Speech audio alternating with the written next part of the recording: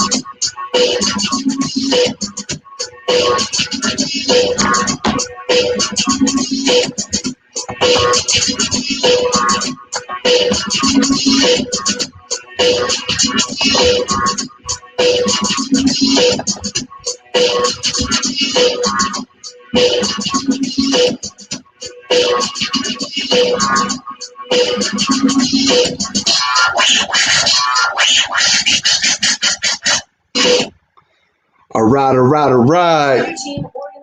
All right, now welcome back to We Do It for the Culture Radio. As I mentioned before, we're going to be talking about organized religion, how it affects or indirectly affects the black community. I introduced some of our guests. We're going to be having Rashamel Jones. It's going to be coming in shortly.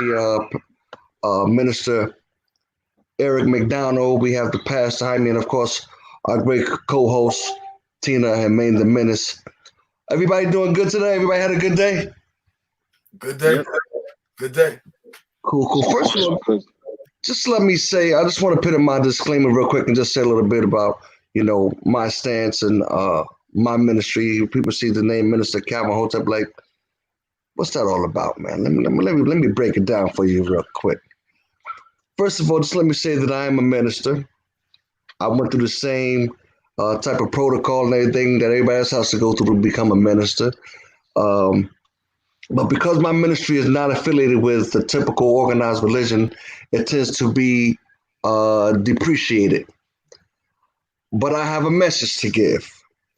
And just like any other minister, I will continue to be steadfast at delivering that message every day so that I can reach someone just as a Christian minister would be steadfast at trying to convince you to give your life to Jesus Christ. We both have the same goal.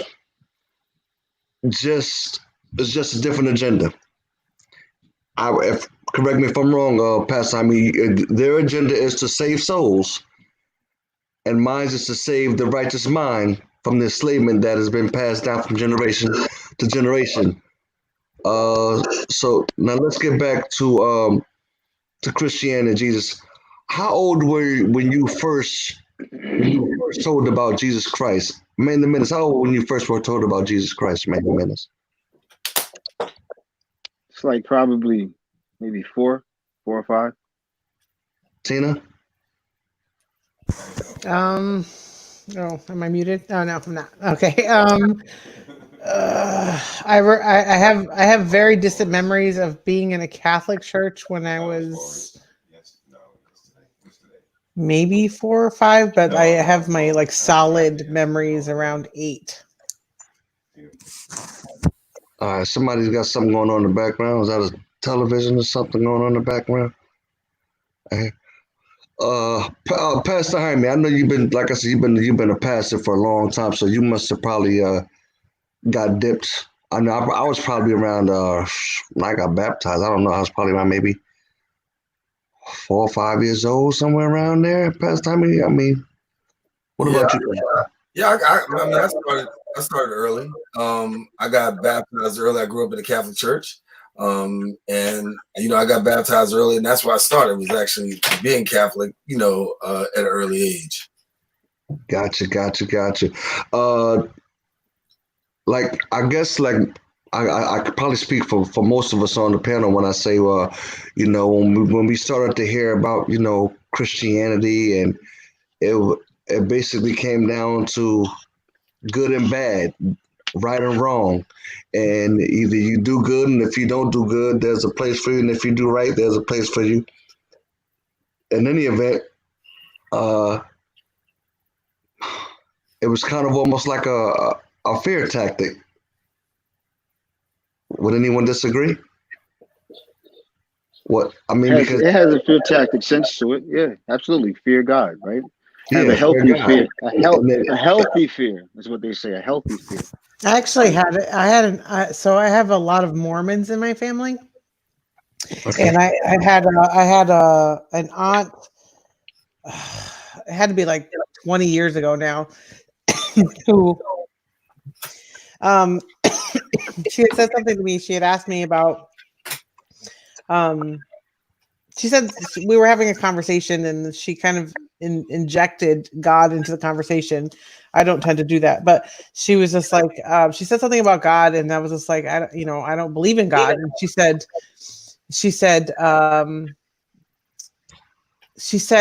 well, she kind of let the conversation go, but then I got like a 4-page letter in the mail, and it was just like, well,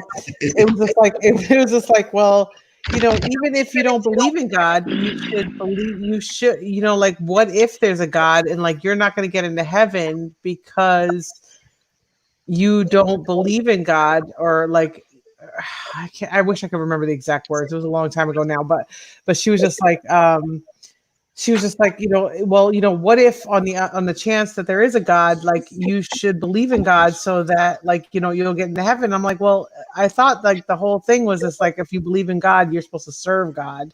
So I was like, I shouldn't be believing in God for my benefit, right? Like I was just like, I should be believing in God for his benefit. I guess if I believed in God, like I would believe in that, like, I'm supposed to serve him. So I was just like, well, that seems kind of selfish. Like if I'm going to believe in God, I shouldn't be doing it for myself. I should be doing it to serve God, if that's, my belief. So I thought that was kind of a selfish way to look at it for her anyway, that like, just, I should believe in him for my own purposes. I don't know. Were you scared? Were you afraid? Were you in fear? No, I've been an atheist for a very long time now. So no. I don't know many atheists. You're like, I really don't know many. You'll probably be the first. I know a lot of agnostics. I know a lot of people who just don't know, and they're just like, I just don't know, and so they're kind of settle themselves there. I am 100% not no. I know. So you don't believe in God. You don't believe that there's God in general. No, I do not. I understand there's people who don't believe in Jesus Christ, but not to believe in God in general. The whole Trinity. I do not believe in any of them. No.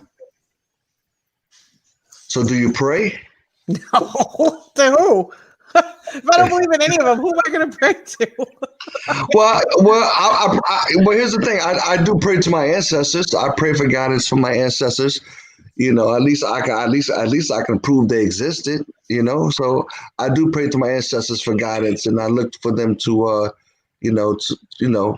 I mean, I think that's sweet is in kind of honoring their existence and honoring their, I guess, their lives. I don't think that they have any influence or sway in like anything except for maybe my genes. Like that, they do have sway in that. But like, it's a spiritual thing too for people. Yeah, and I've always been one to not dissuade from that. Like I've never been one to be like, I can't abide by your beliefs. Like I've always been that way. Like you believe what you believe, I believe what I believe, and I'm good with that. Like as long as it doesn't interfere with my life, I'm good with it. Yeah, I definitely give homage to my ancestors. There's an old saying that says, when you pray, you talk to God. And sometimes I believe we just need to shut up and hear what God is trying to tell us. So when you pray, you talk to God, but when you meditate, you listen to God. And I think, like I said, sometimes we need to shut up, meditate, and just really just hear what God is trying to tell us, consciously in our minds, whatever. Pastor Jaime, what made you get into organized religion? What made you become a pastor? Yeah, I think I grew up in church, and I enjoyed, being in church. I grew up Catholic, and I heard what y'all said earlier about like, fearing God. And kind of like when I grew up, that was my thing. I got the understanding like people feared God and fear from the place of like being scared, right? And then as I grew, what happened for me was I understood what the word fear meant. And fear didn't mean for me to be scared of God, but it meant for me to reverence him and just, and to have a relationship with him and to acknowledge him as being, the head of my life. And so I was always connected to church. I was always connected to, and let me say I was always connected, but I disconnected too, and then I made a decision to really go back. And at the time that I met you, like when we went back, like LL Cool J's hairline, like back then, right? When I met you was right about the time that I really started entering into ministry. But that was that. But I've been apart for a minute, and it's what I've been brought up in. It's what I've learned. And I've come to love. And so that's my story. But isn't the doctrine kind of different from Catholic to what you're doing now? How'd you make that switch? How'd you convert from You know, once again, you know, I think Tina said it best. Like, you know, you go with what you believe, right? And I understood, like for me, that there were some things that I couldn't place my roots in. Part for me was that I understood they believed in Jesus, but I didn't feel like I was having some sort of relationship with God and Christ at all. So, you know, you stand up, you pray, you sit down, you this, you that. And I just really didn't feel like connection. And so when I walked away from, you know, the Catholic Church and I started going to Protestant churches, Baptists and, you know, Methodists and Pentecostal churches, I started to understand that there was a different way of worship and it was a different way of connecting. And that's how my spirit began, how I got connected. I left one and went to another, and I knew that was what, you know, the place that God had for me. And then finally I settled in a Methodist church right down the block from, you know, from where we grew up. And ever since then, that's what it was. You mentioned something. Go ahead, man. You had something to say, man? Yeah, I was going to say that's very interesting. That's like a real journey to find out who he was and what his belief was, you know, what's suitable for him. And I could respect that because I was similar in a way, but I wasn't like going to go that far because, you know, I took other avenues in life. So basically, you grow up in the church and you have questions no one can answer, and then you start veering off to other things that make more sense. And you know, that happened to me with a few things, but you know, I ain't gonna get into that because it's real deep and long and boring. So, you know, I'll just, you know, commend you on what you just said about moving and taking that journey and finding out who you are, and actually the knowledge that you got from each different aspect of religion, you just mended that and became who you are today. That's admirable. You mentioned something earlier, past time. You said, you know, your fear was different. You said your fear was more like to reverence God. But doesn't the Bible teach us not to reverence any person, like any man, but God? Is that correct? Because if you were, I mean, yeah, I mean, you know, get down to it, yeah, you're right. You know, we're supposed to be reverencing. You know, we're supposed to be reverencing God. No, it doesn't mean that you can't reverence anybody, because it does say, you know, the Bible talks about, you know, preferring one another and honoring one another. And so there is a way that you can honor and do that. But for, you know, to go back to your thing about fear, you know, what I grew up with was I grew up kind of like scared, right? I went to that Catholic church and I had the fear put in me because we had the nuns. And, you know, back then you could do something. The nuns could do things that you can't do right now. You know what I'm saying? Like right now, that'd be called child abuse right there. But, you know, between the nuns and the priests, you know, so there was that kind of like fear that you felt like was being because of that atmosphere. But then later on, I grew up to understand what, and they talk about fearing the Lord. And then even in the Bible, like when I first got started, I started reading the Bible, and the Bible talk about fearing the Lord. For me, you know, my initial thing was that was how I took it. I took it like, yeah, I'm supposed to be scared of God. But then when I understood what fear really meant, and you broke down what the definition of fear meant just basically reverencing God, and you know, make sure that you reverence Him and that you honor Him. And so I got out of the place of being scared, because God doesn't want us to be God does not want us to be scared of Him. But the truth was, I understood that it was more about reverence. And so, you know, I do what I do. I reverence Him, and in reverencing Him, you know, if I do everything all right, I'm good. Even if I don't, I do have some things to worry about. You know.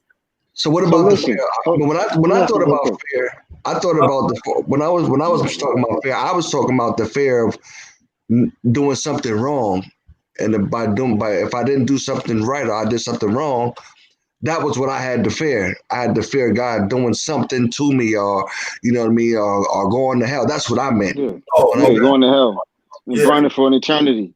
Yeah. Like what? I mean, that's what we believe, right? I mean, that's what Christians believe, and that's what we know to believe. And here's the thing, I really don't, you know, I know it's there, but I'm avoiding it by trying to live right and do right. So I don't have to worry about that if I'm doing right and living right and trying to be the best. So I don't spend a whole lot of time fearing it. You know, I just try to be the best person that I can be, live in a way that honors God and respects people. And loving my neighbor and loving myself. And I don't have to sit up there and worry about, you know, whether or not hell is real. I have my beliefs, right? But I don't worry about hell because I'm doing heavenly things. And so I don't worry about that. I'm not scared of that because I'm more empowered by the other direction than I am by that one. But dude, I mean, I'm sure I'm not the only one who feels like that the Bible and the church uses it as a fear tactic, whatever, going to hell as a fear tactic to make you want to do right. And I believe consciously, we all consciously are already made aware from birth from what is right and what is wrong. So I don't believe anybody should have to be able to tell us what right is wrong, what right or wrong. I mean, as a kid, you go through, that's right, that's wrong, you do the right thing, whatever. But consciously, I believe we already are already, wired to know consciously what is right from wrong. Our body, our conscious tell, hey, listen, you do something. Like if I go into to hurt a person right now, my mind's already telling me that's not the right thing to do. That's wrong. So why you take fear tactics? To be fair, not everybody's mind works the same, right? This is why we have serial killers, right? So there are people whose minds work differently in terms of what they see as right and wrong, or whether or not there's gray areas in all of that. And not for nothing, like the cashier at the register gives you $1.50 more change. How many people say something, how many people don't?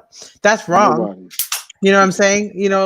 That's wrong, right? It may not be, like in our minds, we always have it like as like murder is the wrong, right? But there's so many little wrongs, you know what I mean, that happen in the course of things. But I think, and like what you were saying, to speak to what you were saying, that like it to me, in my mind, religion was kind of a control mechanism. Like it's not just you're breaking the law. It's not just the police are going to come after you. It's not just the government's going to come after you. It's you are going to hell and burn for eternity, like if you do these bad things. And right.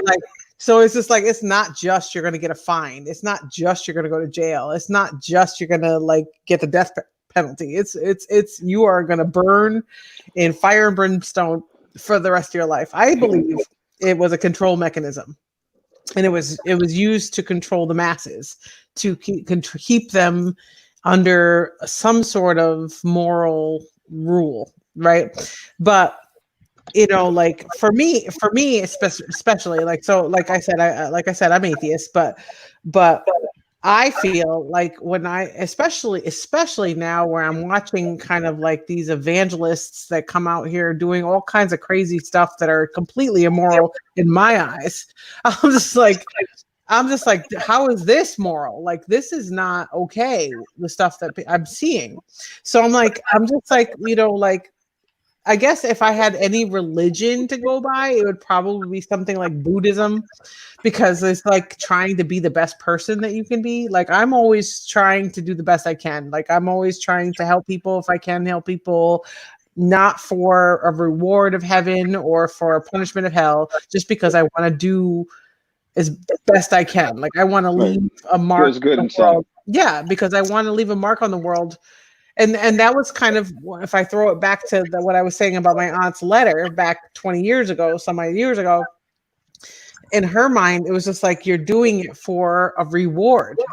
And I don't want a reward. I don't need to be rewarded. I just want to leave a good mark. I want, when my last breath ends on the earth, to be like, people look back on my life and be like, wow, like she tried to do good, and not because something's going to come after that. Like, I don't know that something's going to come after that. And you know what? Not for nothing. Let's say there is an after that. I don't know everything. Let's say there is an after that. If everything I did wasn't good enough, then I don't need to be in the after that. Like, I just leave me wherever I'm at. Leave me in the ground. I'm good. Jermaine, you still, you still believe in heaven and hell? I believe in heaven and hell in the mind, and heaven and hell on earth. I do not believe that, and this is no knock to anybody, I just have my own way of living. I do not believe that you should have to die and go to the better life, something better than actual life, you know what it means and what it does to make life? Like, it's a real process. You might not make it. You understand what I'm saying? So why would I fight to get to the egg to become a human by two humans, right? So And live a life, but live in poverty, live in all types of, set up plans to fail. And we fall for them a lot, growing up throughout, society and the way you're mirrored or looked at. So, that's just my take on it. Why would I still believe in something after this if it's what's worse than living in like project infested gun battles and things of that nature? And you still surviving. You know what I'm saying?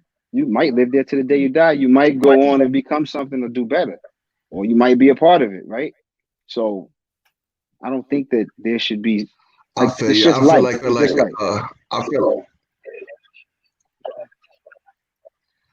I feel like heaven and hell are a state of being, or you know what I mean? It's like a state of mind or a state of being. And as you know, I think as you get older and you start to evolve, whatever, and you, with all due respect, the stories in the Bible start not to add up. They really start not to make any sense. Yeah. You know what I mean? So, I mean, Pastor, what's your take on heaven and hell, Pastor? I mean, listen, I believe it. I believe in. You muted. You muted. I believe in heaven. Am I muted? I believe in heaven. And I believe in hell. I'll go back to. I'll go back to what what Tina said, and I think talk a little bit about what Maine said. I think that one of the things that we have to do is we have to just let's lay some things out. First of all, right? Are there bad lawyers out there? Absolutely. Bad teachers? Yeah. Bad police officers? Yeah. Bad preachers? Yeah. Bad pastors? Yeah. And sometimes the message that's driven and the message that we see on TV and through televangelism are sometimes for the people who have money and have the means to be out there broadcasting and showing and to hear some of the things that they say, I cringe, because it's not reflective of my belief, not reflective of what I get up in the morning to do. I'm not, first of all, I'm not here to speak for the whole church, but I can speak from my perspective and how I interact through church, right? And for me, I believe that it's not just about heaven and hell, but I think it's also about teaching how to love. Loving as we love as Christ loved, as God loved us. That's what we believe. God loved us. We believe that Christ died for us, and His love was so immense that we ought to share that with somebody else. And so, my preaching and my teaching is not more centered on heaven and hell. My teaching and my preaching has been more centered on helping you to live life, helping you to navigate through life, and helping us to allow God, the power of God to transform our lives in such a way that we do become, like Tina says, that better person, that better person, that we can be those people that ultimately we believe that God has called us and created us to be. So that's my perspective.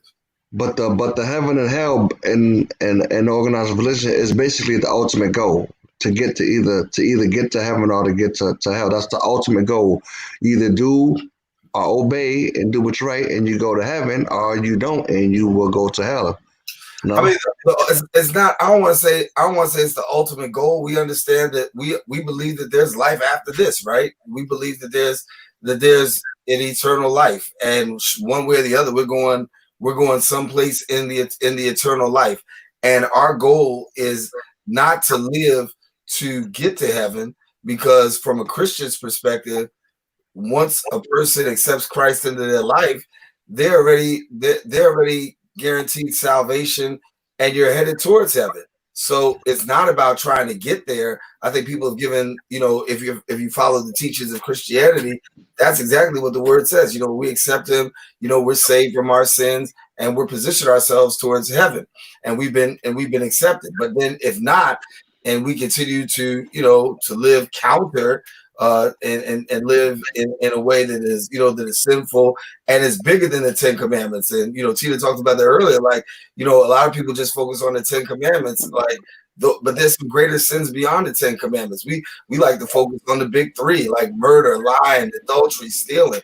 But, there's gossip, there's backbiting, there's envy, there's these other things that we all have to be held accountable for. And, what my scripture teaches me is it says you can't even inherit the kingdom when you're living like that and you're doing that. So we like to hold people to certain standards. And, we also try to grade people on sin, like whose sin is worse and whose sin is this. But no, there is no, grade A sin. There's no grade B sin. We view it as sin and sin. And unfortunately, that's not how everybody sees it. Some people like to make some sins worse than others, but nah, the truth is sin is sin all across the board in our belief. All right. Well, that's rough. We're going to take a quick break and then give everybody a little chance to get a little something to drink. Whatever. This is We Go for the Culture video. We got Pastor Jaime on the panel with us. We're talking about religion. We're just going through some of the basics right now. We're going to get into to how religion directly or indirectly affects the community. But like I said, we got a great show. Stay with us, and we're going to be right back with We Do It for the Culture video.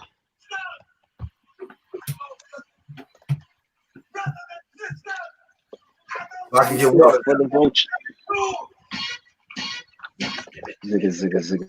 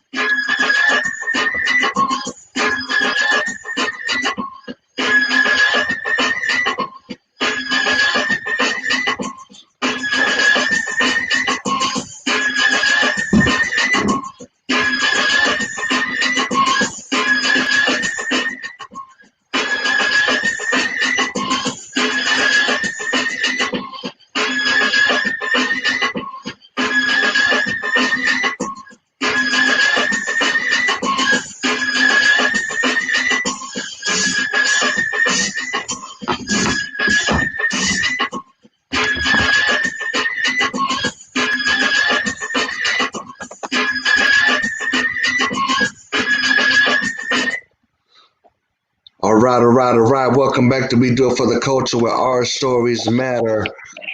If you've been listening, we've been talking about, organized religion. We talked a little bit about heaven and hell. We talking about, doing the right thing.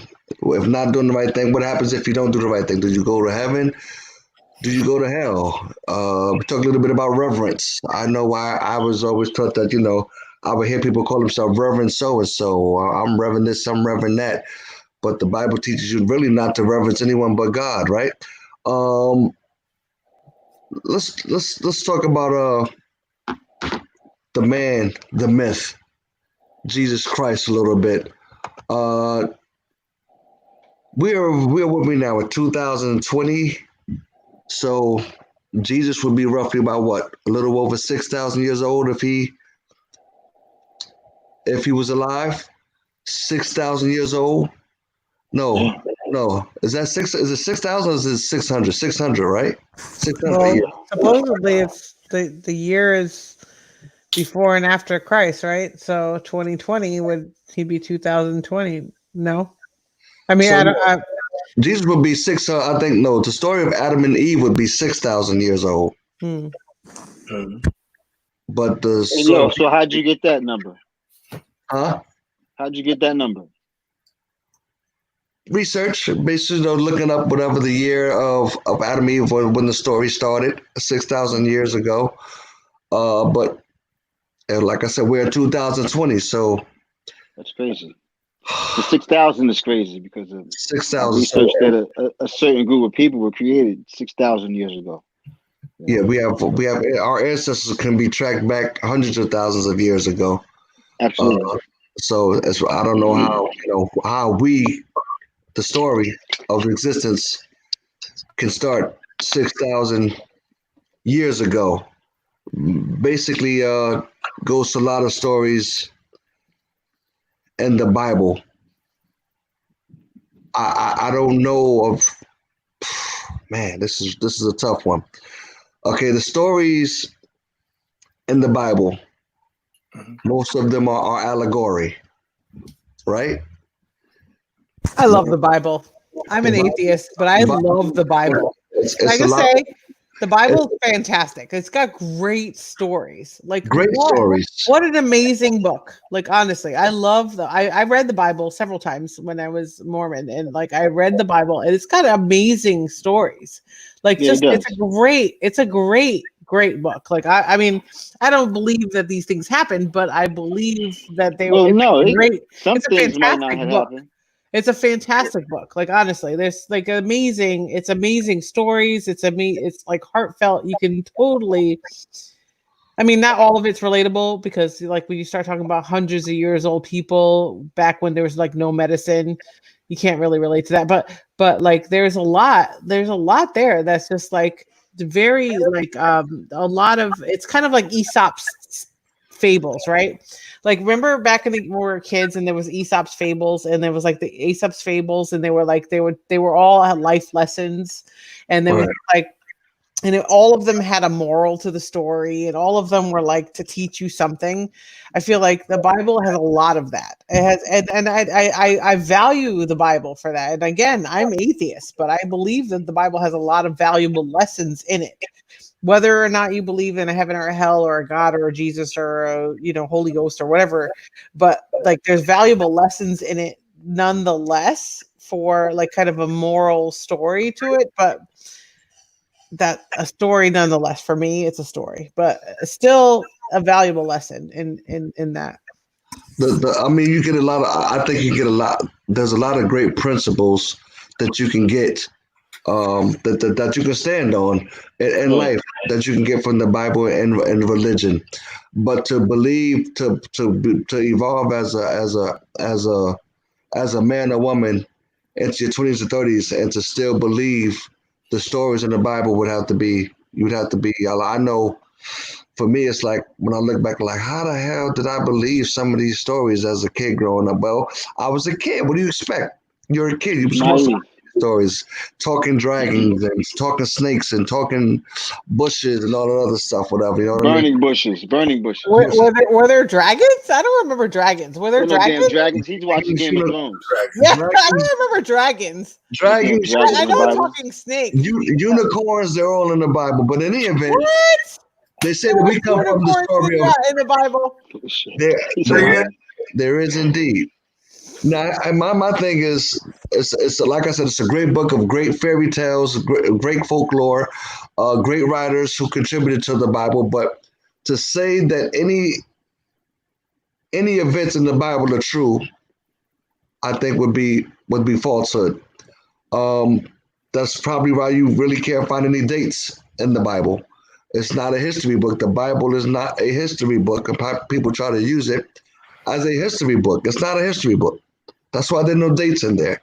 There's nothing in the Bible that you can look back on and say it actually happened. Well, say to be fair, the Bible predates the Julian calendar. I mean, so That's what I was going to say. Did they have time? there, and stuff there back wouldn't then? be there wouldn't be dates. I mean, believe me when I tell you, I'm not one to try to defend the Bible, but there was no Julian calendar back then, so there but was you had the Gregorian calendar. there would have been no date. I mean, I would support an argument that it doesn't where historians and theologians agree is that a lot of some things that happen in the Bible couldn't have happened at the time that they were supposed to happen, but dates not happening, I think, is not a valid argument, only because there was just no way for us to tell dates. I think when you look back at dates are, dates are, there's a conflict with dates. And so I think for some people, because you can't give a date with an actual occurrence or it doesn't line up, the automatic assumption is that, everything is false. And you can't do that, because I think, like what Tina says, when you do dates, it wasn't that. And when you look at when the time that the Bible was written, there wasn't even a printing press or words or things like that. They were, there were inscriptions that were written back in the day. And so have things, there's translation, and certain people have had certain arguments about translation. I take the word to be real. I mean, I definitely, will disagree with you there. I know you have your belief, and I have my belief. I'm not here to, throw my belief on you, and I respect you for your belief. But I take a lot of God's word to be the word, to be real. It's what we live by. And when it comes to dates, I think that what happens is sometimes that people will try to throw the whole book away if you find one thing that you may have a disagreement with. But in that are a lot of truths and principles. In that is a word that people live by and try to live by, and it's been the source of a lot of people's strength and faith journey for all their life. Tina?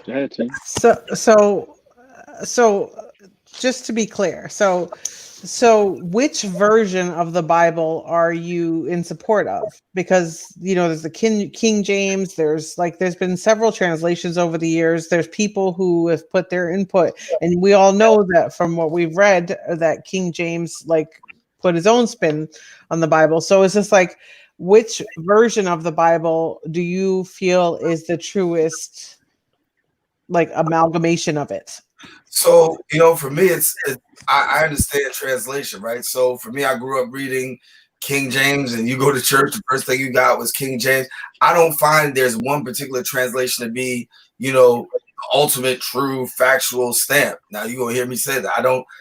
That's why I think there's multiple translations. There's ways, and it's also written in ways so that way people can be able to read it and interpret it. Like Eugene Peterson writes a Bible called the Message Bible, and people who read the Message Bible are like, wow, that's really fire, because that really speaks to in a contemporary way that I understand it.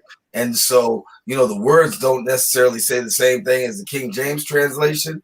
And so, I don't subscribe to one particular translation that I go by, because if you ask me and you show up at my church on Sunday, I may preach the King James version, I may preach the New Living Translation. There's a different, because sometimes I'm lifting out different parts or different translations to help the message, get across. Does it mean the one is wrong and the one is right? No. I mean, so if you're trying to find that right translation, I mean, there's no real official translation that you're gonna find. It's gonna be that's it.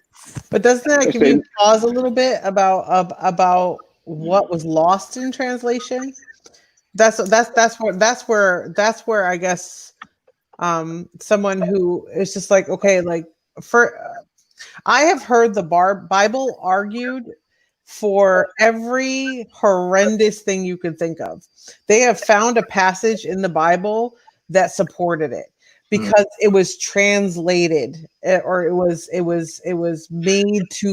melded to be support for this horrible thing. Can So I it's just like, go so more? that's where my problems lie. Is it's like, okay, well, the Bible can mean anything you want it to. It could mean like you can rape children because this passage somewhere buried deep down in wherever kind of sort of not really didn't just demolish it. You know what I mean? So like I feel like I feel like I've heard horrible things justified by the Bible over the years. Yeah, and so the one word that you use, like you use translation, right? I use the word interpretation, and I think we're talking the same thing, right? And what happens is you got people who, admittedly have some horrible interpretation of scripture, and they take it and they twist it, and then you watch it. Listen, I just told you the last segment. There's some people I watch, and I'm like, how did you get that interpretation? Where'd you land? Where'd you land from? And so I'll be the first one to even co-sign and listen. You'll say somebody watch right now. Oh, snap! The pastor agreed with the atheist. Yeah, I agree because guess what? There is some horrible interpretation in what goes on sometimes, and people do take it and they go in their own way, and that's why people do sometimes get turned off because you got folks just taking stuff and running in the wrong direction and totally misinterpreting and leading folks astray. Look at Jim Jones, right? Jim Jones and the Guyana tragedy, right? That's the dude who took the scripture, interpreted Revelations, and had people believe in something only for all of them to go kill themselves. That's crazy. And you got people like us who sit around like, how did you get that interpretation? And then on top of that, we say to the people, like to the people who are following them, like, how could you follow something like that? But everybody has their own audience, I guess. You know what I'm saying? But at the end of the day, it doesn't make it right. So sometimes interpretation means a whole lot. And some of these guys who we watch and who we see, yeah, their interpretation is really off. Right. I feel like the Bible is a book of fictions applied to people. There were no such people. I don't know anybody that ever existed in the Bible. There was no such events. They were just simply fairy tales, a bunch of allegory stories. Right, so Calvin, look. Yes, so we get that part, right? So from a young black boy's perspective, when I was young, I went to church very young, and I was in a black church, a Baptist church in North Carolina. And I remember going into the church, right? And it was all black people. And I don't even think I'd seen a white person at that time in my life. I was only 4 years old, and I was in the South, and it's basically a segregated area because all the neighbors for miles were black. Might have been a black town, small town, but at the same time, the painting of Jesus in the background was white, right? Big, huge. It might be like 6 feet tall now. I was 4 years old, so it probably looked 1,000 feet tall, but it was a big, huge one, and I couldn't understand that, and I couldn't get the answers from anybody. They would never talk about it. Never. Don't ask questions. So now I'm still asking questions, and I would like to ask you guys, where's the first time that an African American in America got a Bible in their hand? Like, where was he? Where was she?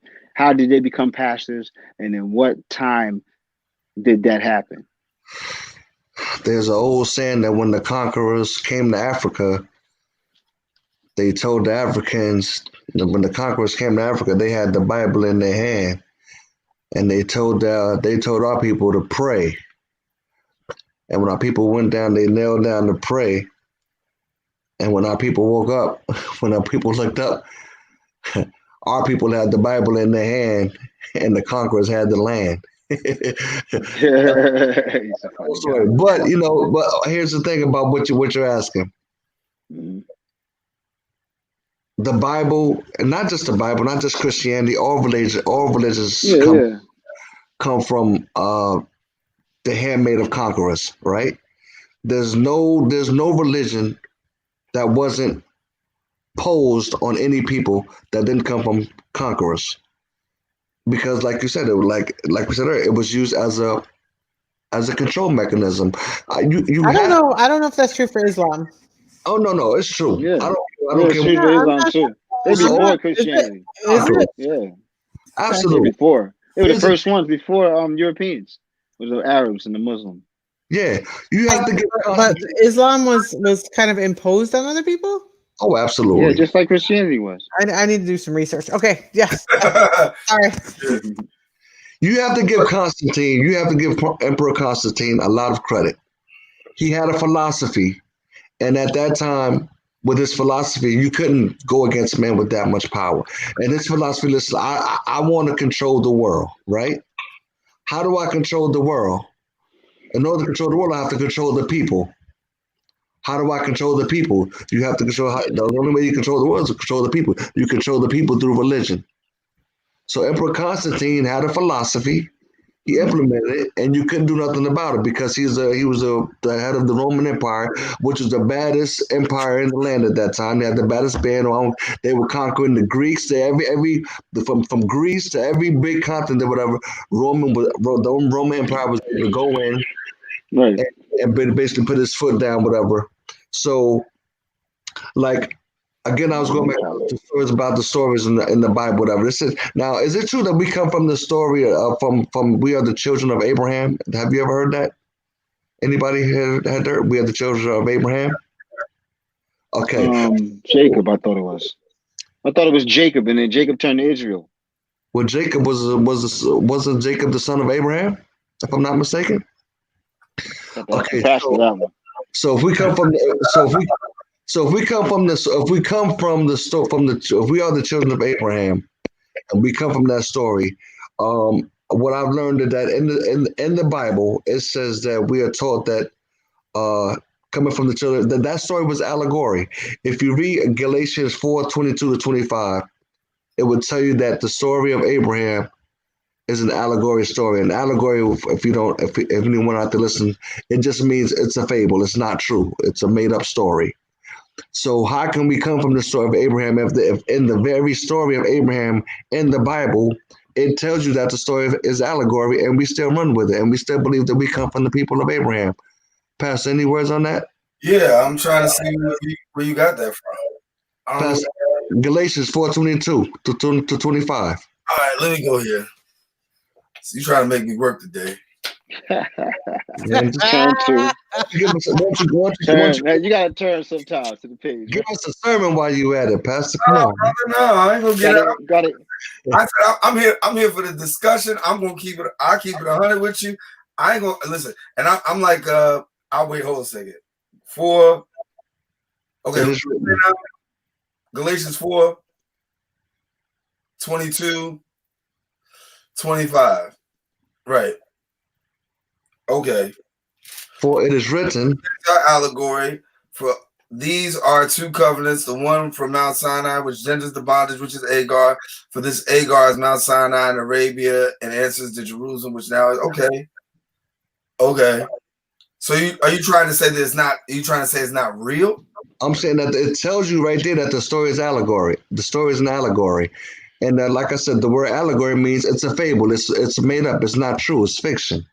Okay. So they're telling us in the Bible that it's allegory, and yet we still. I mean, the Bible is telling us this. No one else. It says it right there in the Bible. It's an allegory story. So and yet we still say we come from the story. Look, I won't debate you every scripture because I'm not going to do that with you today. But I will. Tell me. Does every translation say allegory? Because what you said is the King James version. Does every translation of the Bible quote that as allegory? Yes, it says either use the word allegory or fable. Yeah, I've checked out the NIV. I've checked out the King James. I've checked out. They all tell me that the story of Abraham is allegory. It's a made up story. But yeah, you hear people say, "Yeah, we are the children of Abraham." No, we are not, because the Bible tells you that is a fable. That's not true. It's made up. Could we let's talk about the elephant in the room. The man, the myth, Jesus Christ. Right. Jesus Christ. Man, what are you doing? What is that? What is that? A gem. This is a gem that King Leopold used to enslave the Congolese. Can't get it. It's $8.99 somewhere. Where is it at? What is on that? Amazon. This is how to make a Negro Christian. Oh yeah. Okay, Well, yeah. That book is Well, crazy. not for nothing.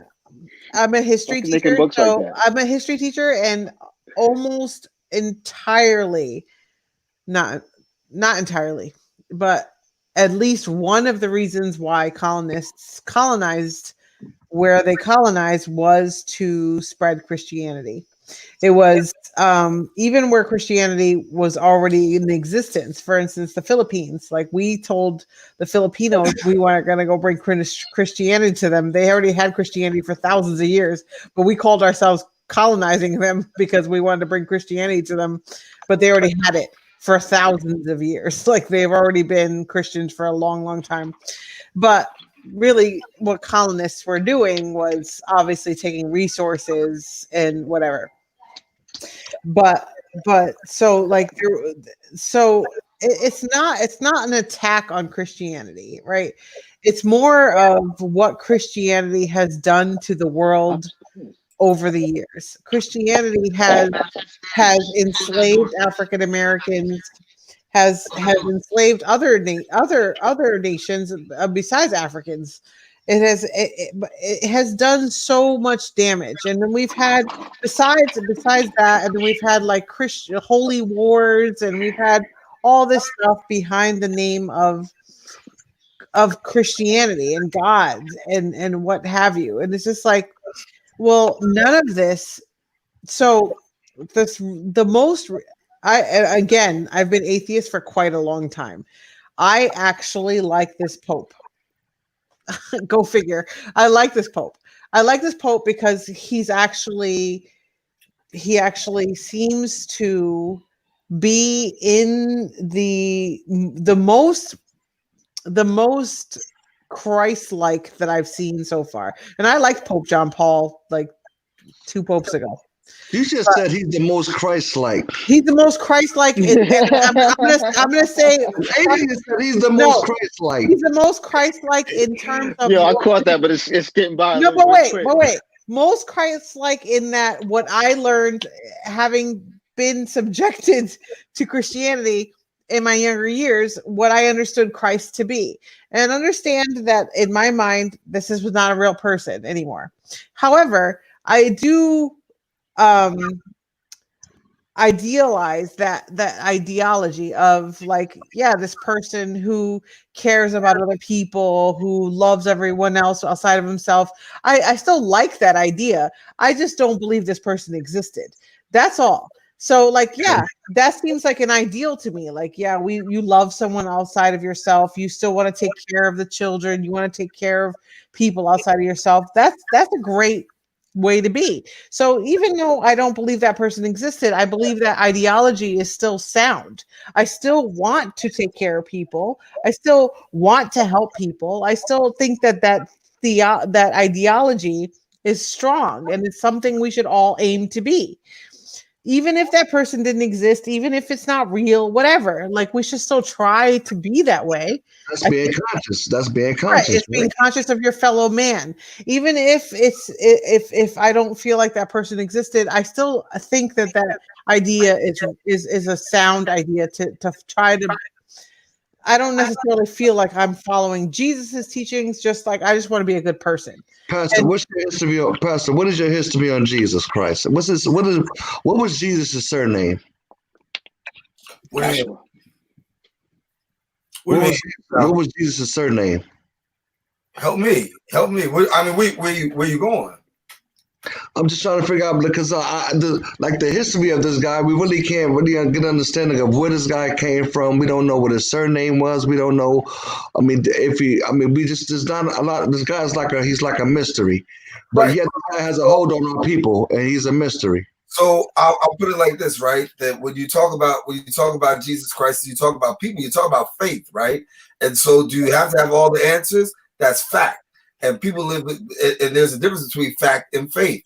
And so people in the faith community are living by faith, and they understand that they may not have all the facts, and they may understand that some of the facts may sometimes not be, may not make all the best sense. Does that make somebody, wrong for having faith, because faith always, will go beyond facts, and that's but with all due respect, Pastor, here's the thing about faith. Faith is the belief in unverified thought, right? So if you have facts and you have If you talk from our perspective, faith is the substance of things hoped for, the evidence of things not seen. That's your interpretation as to how you break down the definition of faith. But our faith belief says that faith is the substance of things hoped for and the evidence of things not seen. Okay, so is that the Christian version of faith? Yeah. Okay. How could you have evidence if it's not seen? I don't get that part. Okay, so faith is the substance of things hoped for, the evidence of things not seen. And so what we find out is there's things that we don't see, but we believe. And just because you have to, you don't need to see it. If you see it in order to believe it, you don't need faith.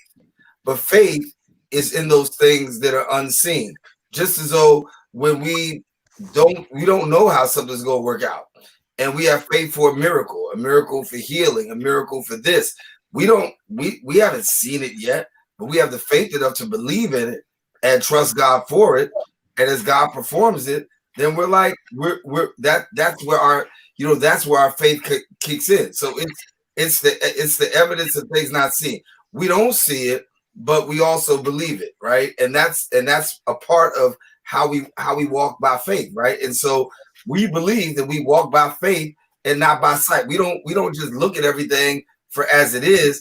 We see things beyond as it is too. And that's conflict with a lot of people, because some people say if it's not facts, if it doesn't add up, if it's this, if it's that, it can't be real. But from a Christian's perspective, that's not how we put our roots in the ground. So, Pastor, can I ask you a question? So, can we have the same faith in people? So, can you kind of relate that same faith in people and people's actions outside of kind of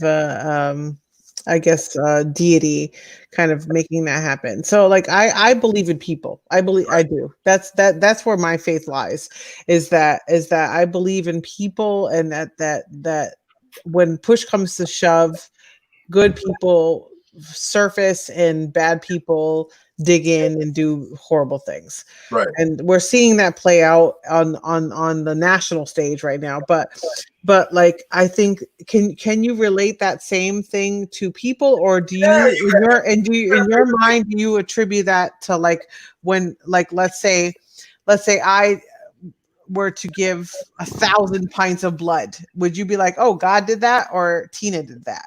Or if I was to go and stab 50 people, would you be like, oh, the devil did that, or Tina did that? Like, how do you do that? Tina did that. Tina did that. No, that you got faith in people. I believe that you got faith in people. I think that when you're married, you have faith in your partner, right? That's what it's about. There's faith in people. You got relatives that you have. You got faith in people. So faith in people is never. It's not wrong not to have faith in people. But so no, I think you can have faith in people. Yeah, you can have faith in anything. Well, here's the thing. To be a believer, you have to have faith, right? Yes.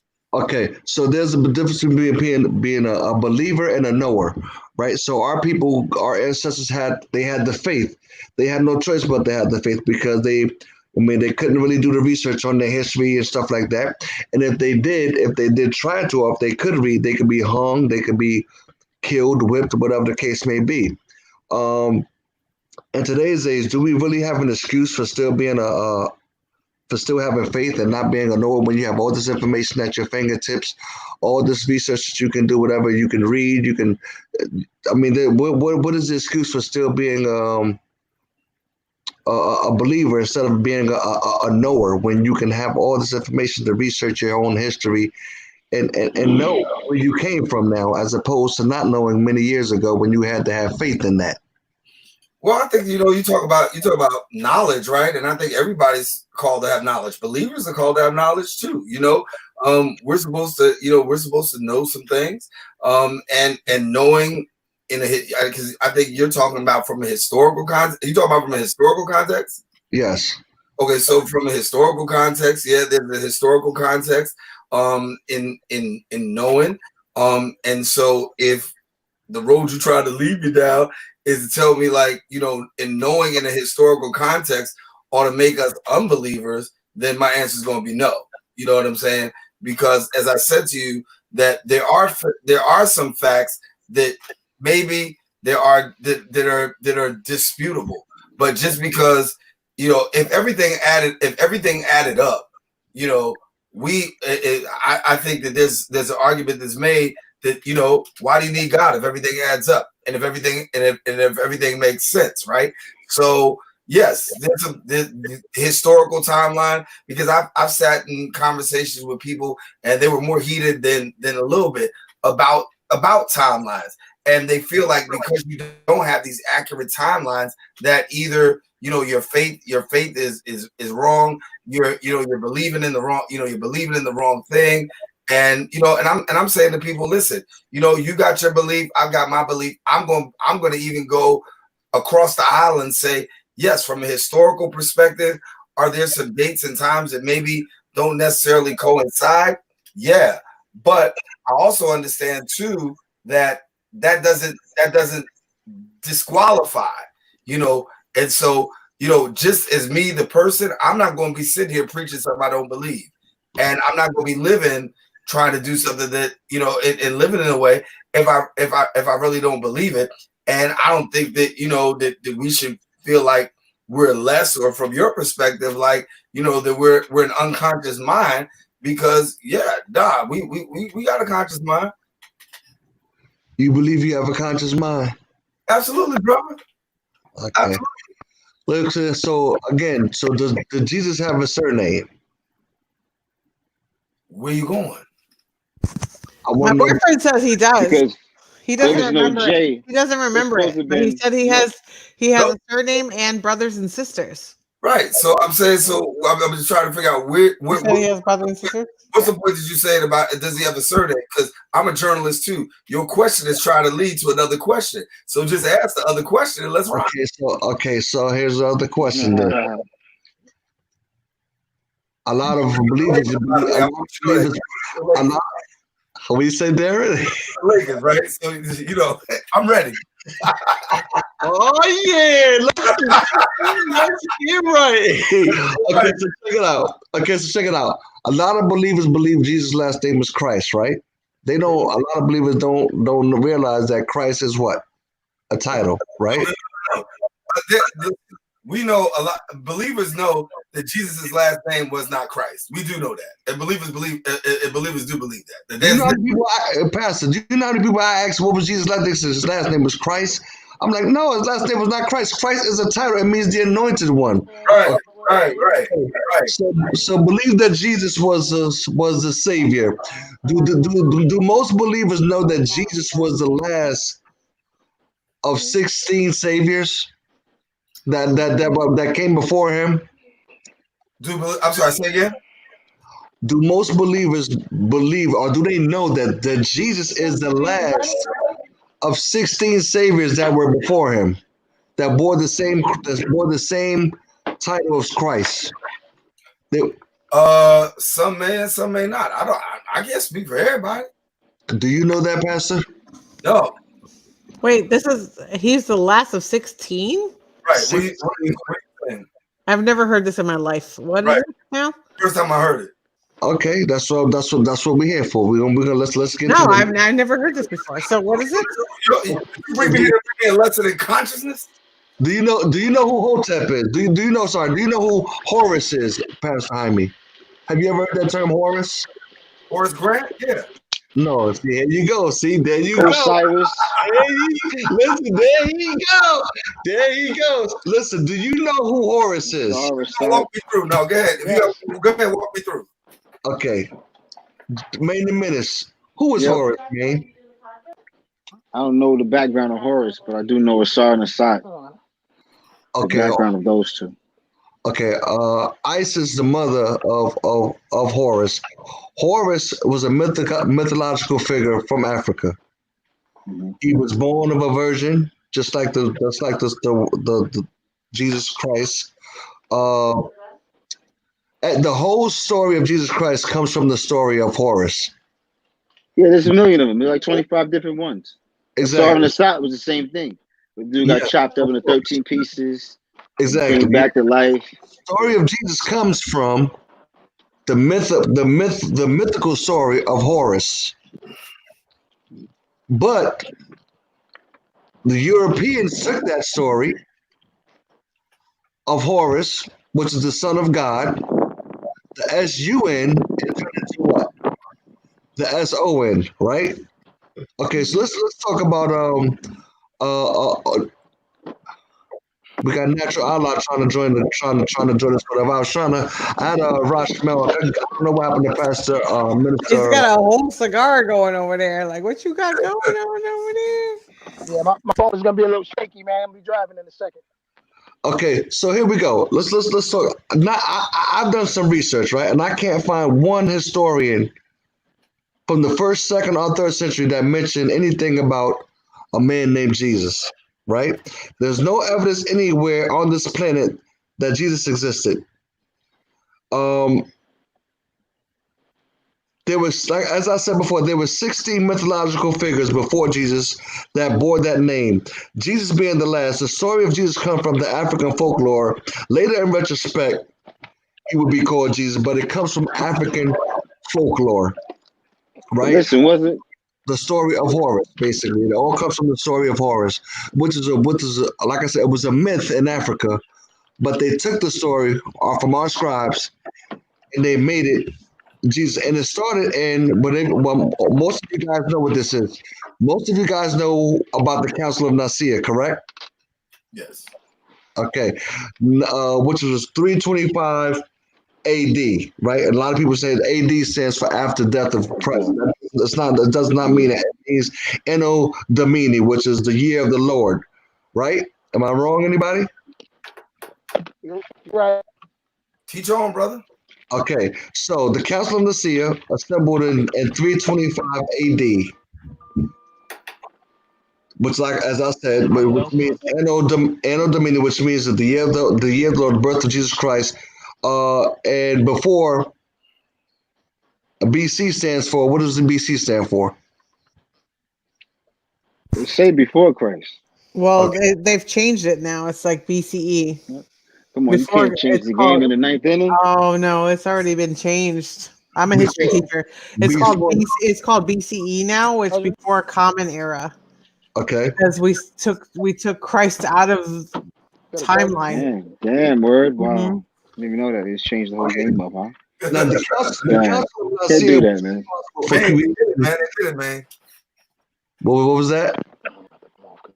I was telling man they did it. They changed BC, BCE, yeah.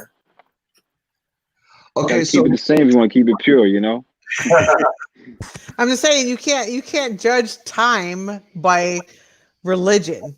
Like honestly, like if you're doing a historical timeline, you can't judge it by religion. So it's BCE, which is before the Common Era. So it still technically works the same, but they added an E there to make it less about Christ. So look, listen.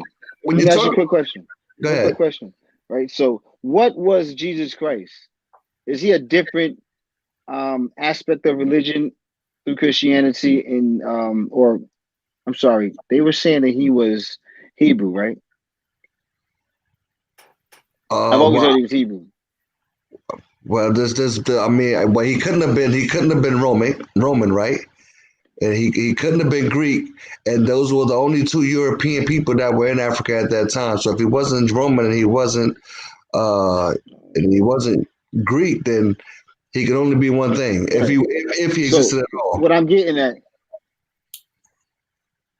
at is I've also heard, I didn't research, I heard, and I'm wondering if any of you guys have heard about the Hebrew alphabet, which they said there was no J in it. J meaning the first letter of Jesus.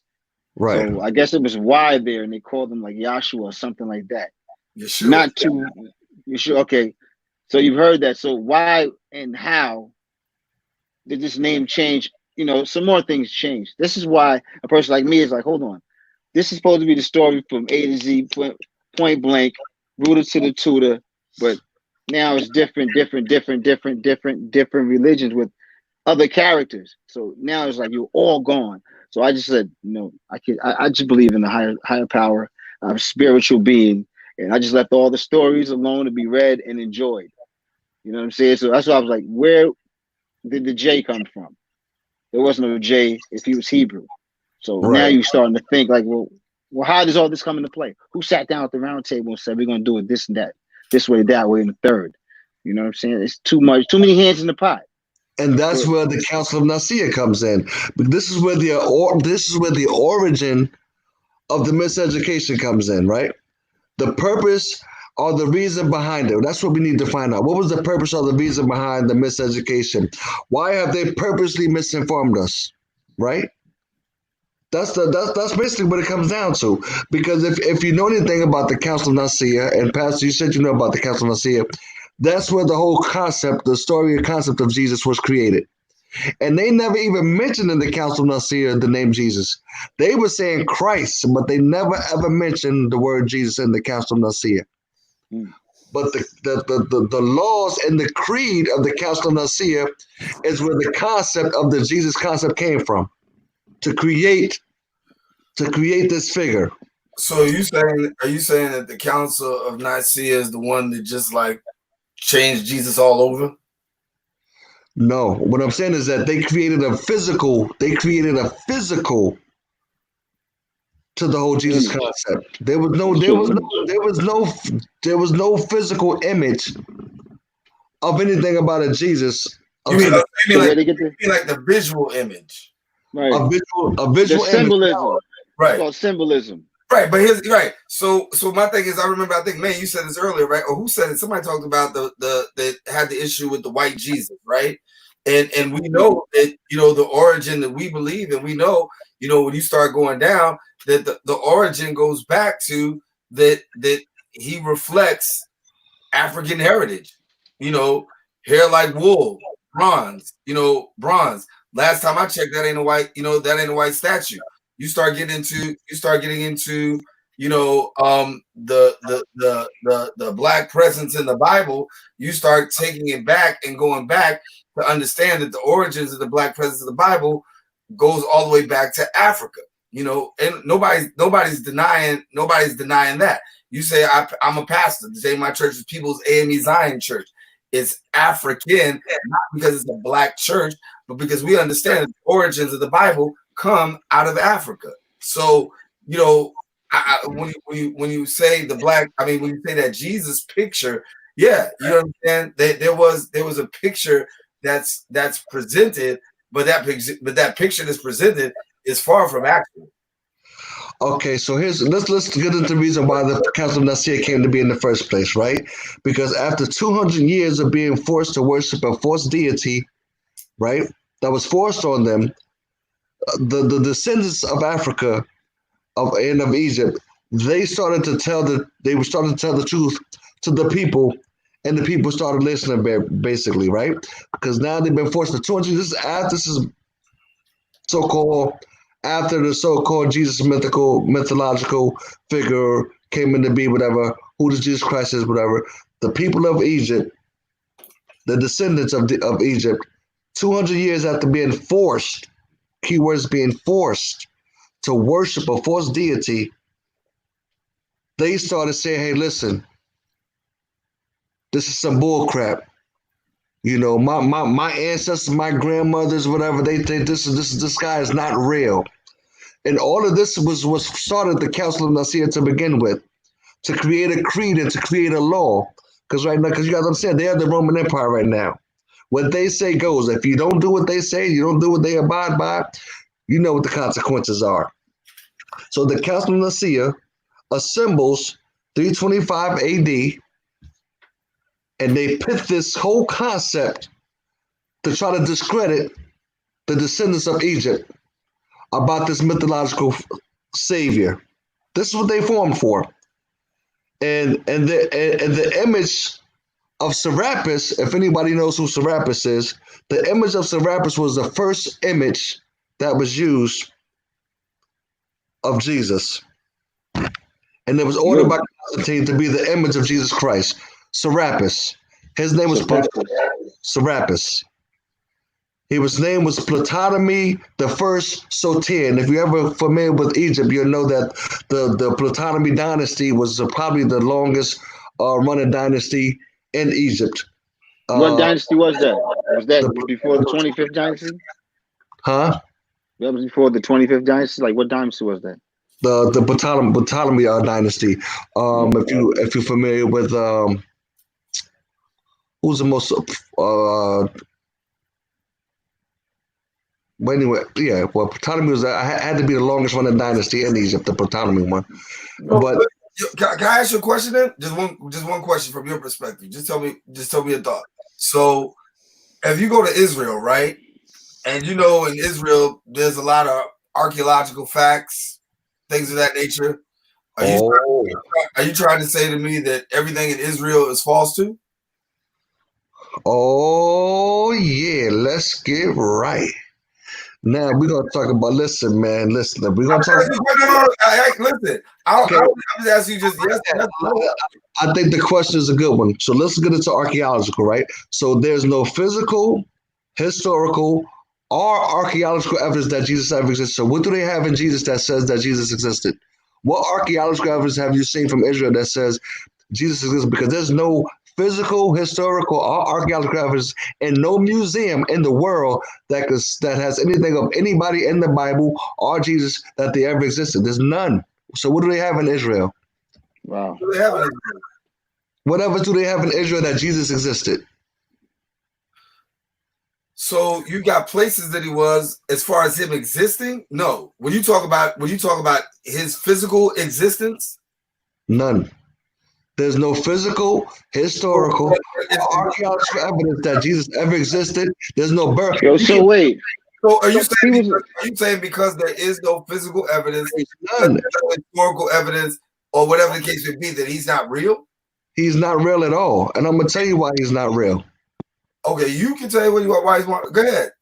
Okay, he is not real. And like I said, not only is he not real, but there's nobody in the Bible that is real. There's an old saying from, with all due respect to Pastor Higgins, if you could show me the gravesite of anybody in the Bible that ever existed, I will pay you. You can't find it nowhere, right? Okay, so here's the whole part about Jesus, right? He never existed.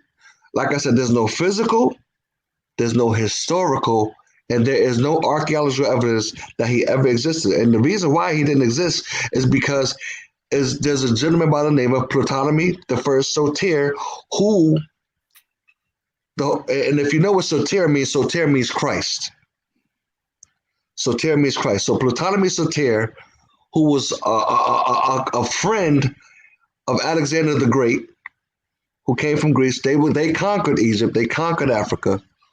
Ptolemy Soter wanted to be made a pharaoh, and he was turned down. The same way Alexander the Great wanted to be better than his father. He wanted to be greater than his father. He wanted to be made a pharaoh, but they turned him down. He did not succeed in being a pharaoh. But Ptolemy Soter, who came after him, who was his friend, who was with him when they conquered Egypt, but he succeeded. And the only reason he considered being a pharaoh, be made a pharaoh, was because of fear. They were going to be put to death. So they made Ptolemy Soter a god. They made him a pharaoh because all the pharaohs at that time were God, and they made it. And the way they honored you was to make an image. So, can I ask you a question? Where's Ptolemy buried?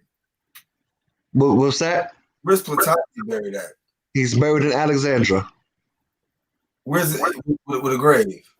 Yes. A physical place you can go to. A physical place you can go to. Not only him, but also Alexander the Great also has a burial site. And all of these people existed before Jesus Christ. Right. So you say that basically because all these people have a physical place that you can show that they existed, but because you can't prove that Jesus Christ existed, doesn't mean that means to you that he's not real. Well, no, that's not the reason. I'm giving you the reason right now why he didn't exist. I'm not. Honestly, For me, and again, an atheist, I do believe a version of Jesus Christ existed. I do. I don't think he did any, or at least even half of the things that the Bible says he did, but I believe that there was this person who was charismatic and who got followers and who preached a word. And,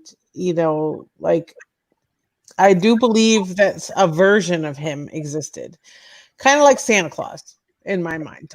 It's just like, Santa Claus. I believe a version of Santa Claus existed. I do. I believe a version of Santa Claus existed. Well, how long have you been having these problems? I'm just saying. I Bunny believe a version of Santa Claus existed. I don't believe that he can do what we've now come to say he can do, but I think that to some degree, he, did some things in some distant country somewhere, and we've made him into kind of a bigger story than he originally was, or that he exists kind of outside of time and space. However, what concerns me, not concern, well, it does concern me, but it's just like, I think the crux of this entire argument is not whether or not Jesus Christ ever existed in any form whatsoever. It's so much that this blue-eyed, light-haired white guy who my mother has a picture of in her living room, of this white guy who's in her living room, and that's Jesus Christ. And I think that that's what's been plated and served to so many people as who Jesus Christ was, even though the Bible contradicts that, even though like he had olive skin and wool hair. And from what I remember reading in the Bible, he was not the person that my mother has a picture of in her living room. But that I think that person has been used to so many levels to enslave people by mind and body. And I think that's the problem. I don't think that it matters whether or not people believe this person exists or not. It's just like it was the enslavement of the mind. And I think that's what happened. And I think that's what happened to our ancestors, and I think that's what happened to so many people.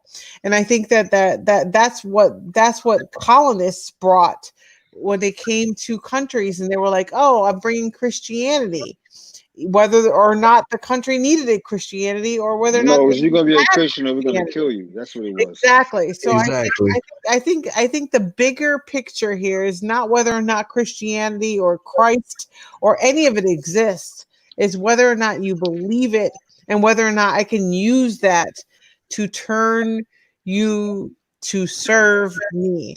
And I think that that's still happening. I think it's still happening with the fact that we've got evangelists who are supporting this shit ass president we have, who are calling this man their savior too.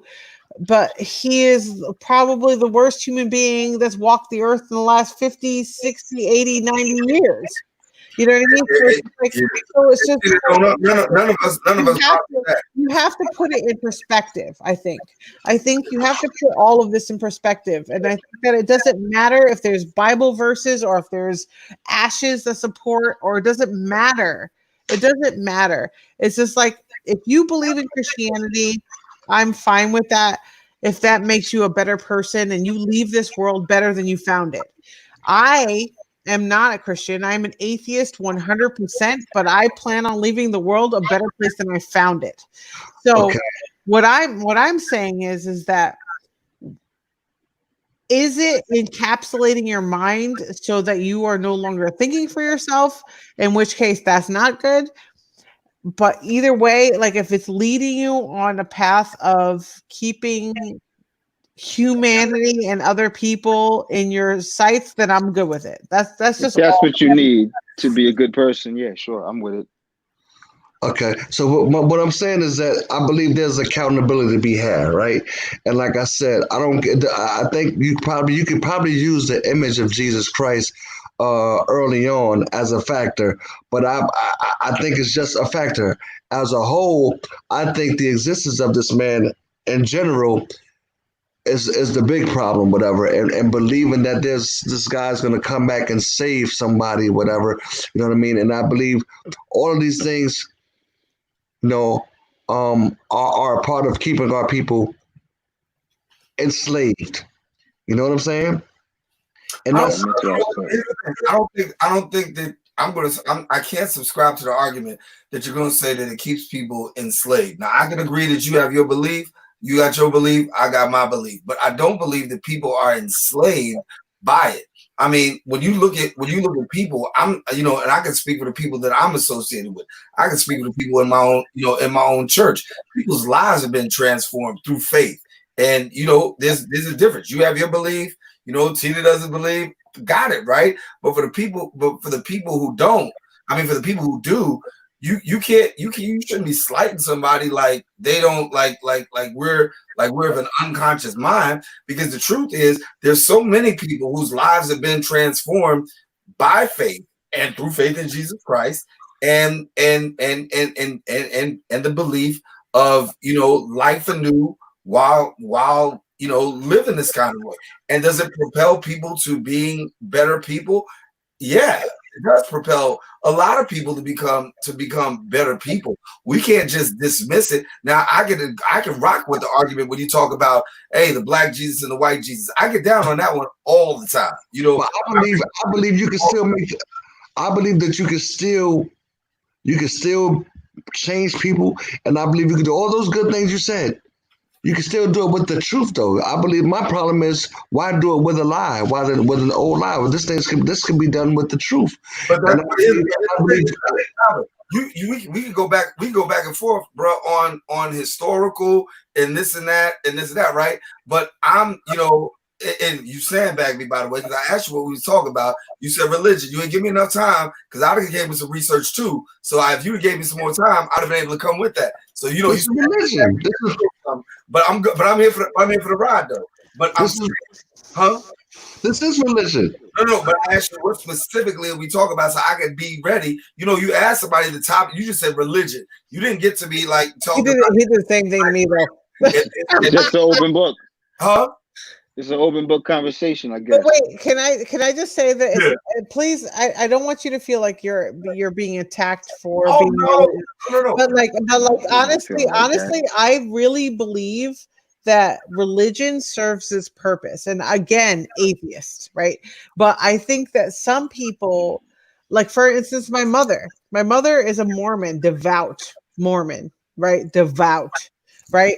But like my mom, I feel like certain people, and it's not any kind of indictment about their character. It's all about, some people need religion. Some people turn to religion for community, for family, for direction, for purpose.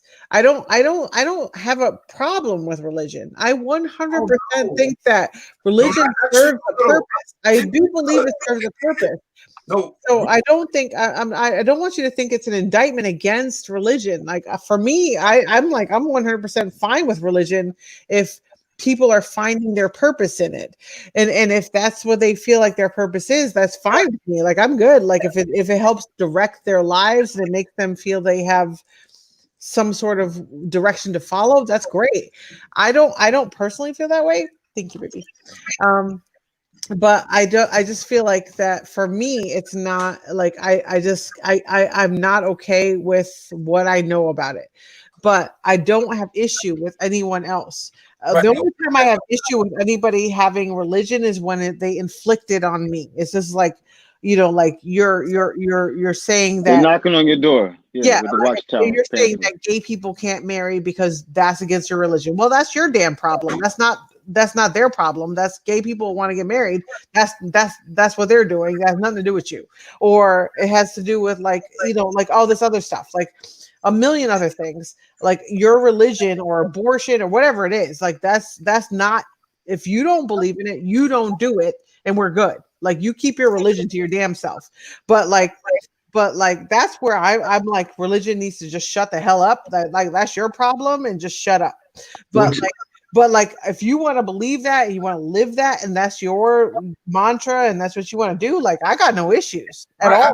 I think we all, you know, when you really get down to it, we all living out our beliefs, right? You know, you living out what you believe. We all technically are living out our beliefs. I don't, you know, and I don't feel like, you know, somebody's coming for me. I'm just saying, and to my brother Skip Bayless over here, you know, I'm trying to let him know that, you know, when you say something like that we're wrong, I'm not saying I've not said that he's wrong. You know what I'm saying?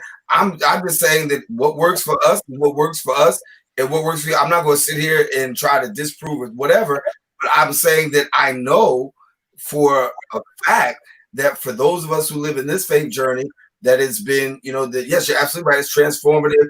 It helps. It helps somebody's. It helps a lot of people's lives, and it does bring about, you know, transformation.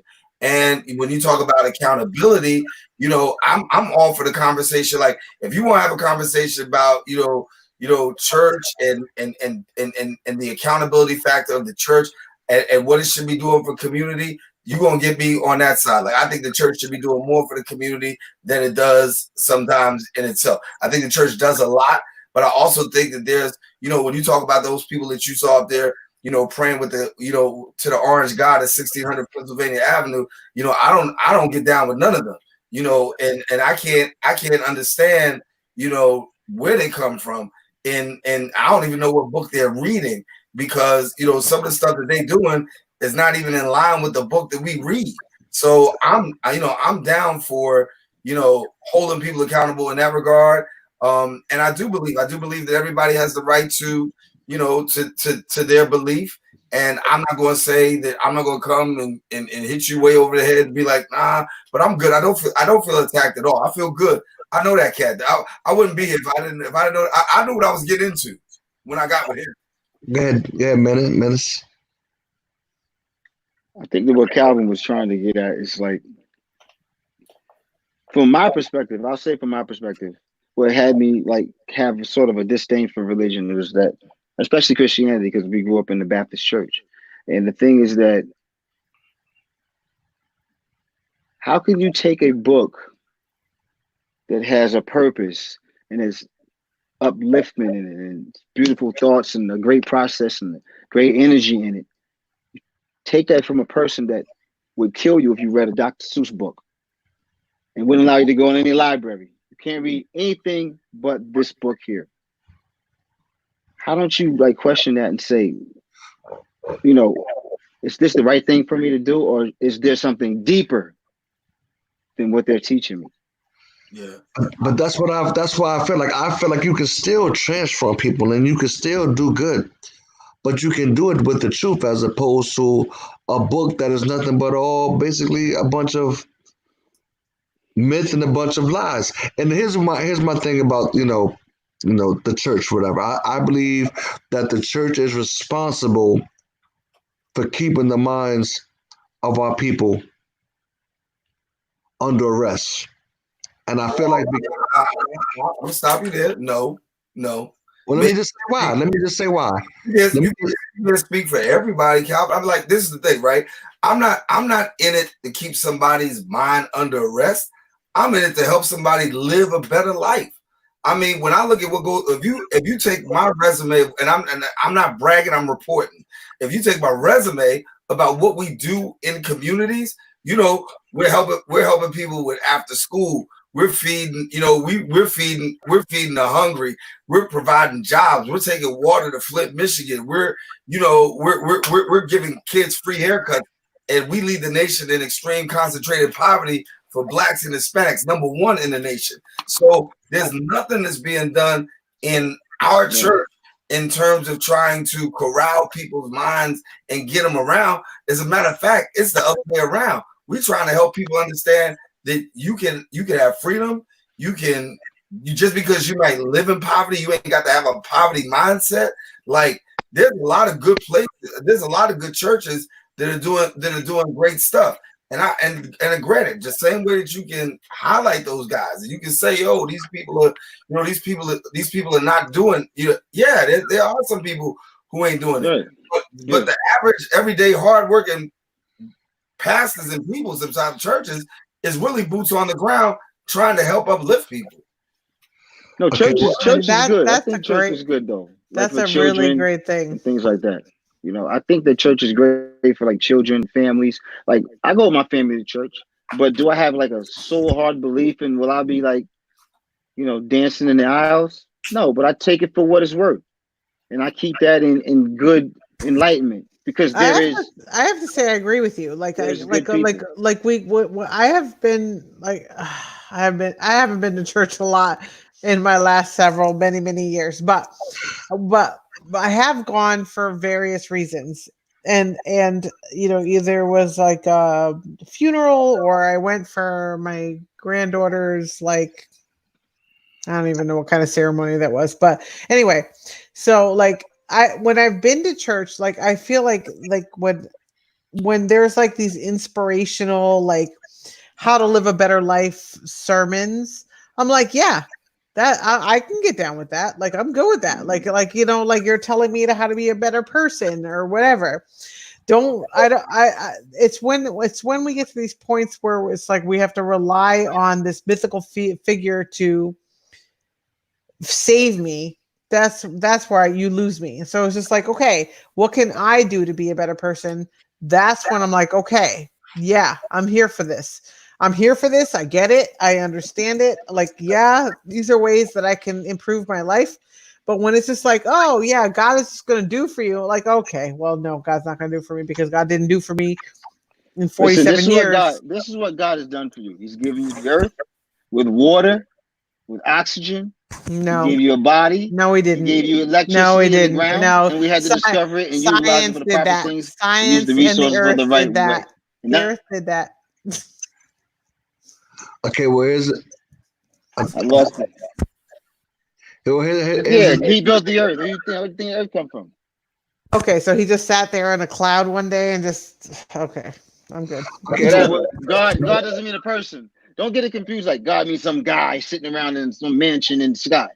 You know what I'm saying? God's within you. It's within the individual. How did you discover these things? It came out of them through a thought process of spirit. I didn't create the earth. I didn't create the earth. Nobody I knew created the earth. Well, here's the thing. Here's what I was getting to. Our people in general, we are influenced easily. We are very forgiving people. And with those two things right there, I think it makes us very gullible, right? And with us being the way that we are, I think we're easily led astray, and we can be easily, put in situations. Well, you have to remember how religion came into our lives. Basically, the situation that we're in right now is the same reason why we were in situations that we were in slavery, because we were easily influenced, very forgiving people, and very gullible. And that situation has never been helpful to us. And it's gotten to that situation then, and it's gotten us in the situation that we're still in now to this day. So that's what I mean by, being enslaved and being held, but your mind being under arrest. We have to get out of that. And I believe the way we get out of that by still being able to be transformed people, still being able to make people good people, but by doing it the right way, by giving them the truth, and by doing it with the truth, and not because you can, the only way to really to know your history.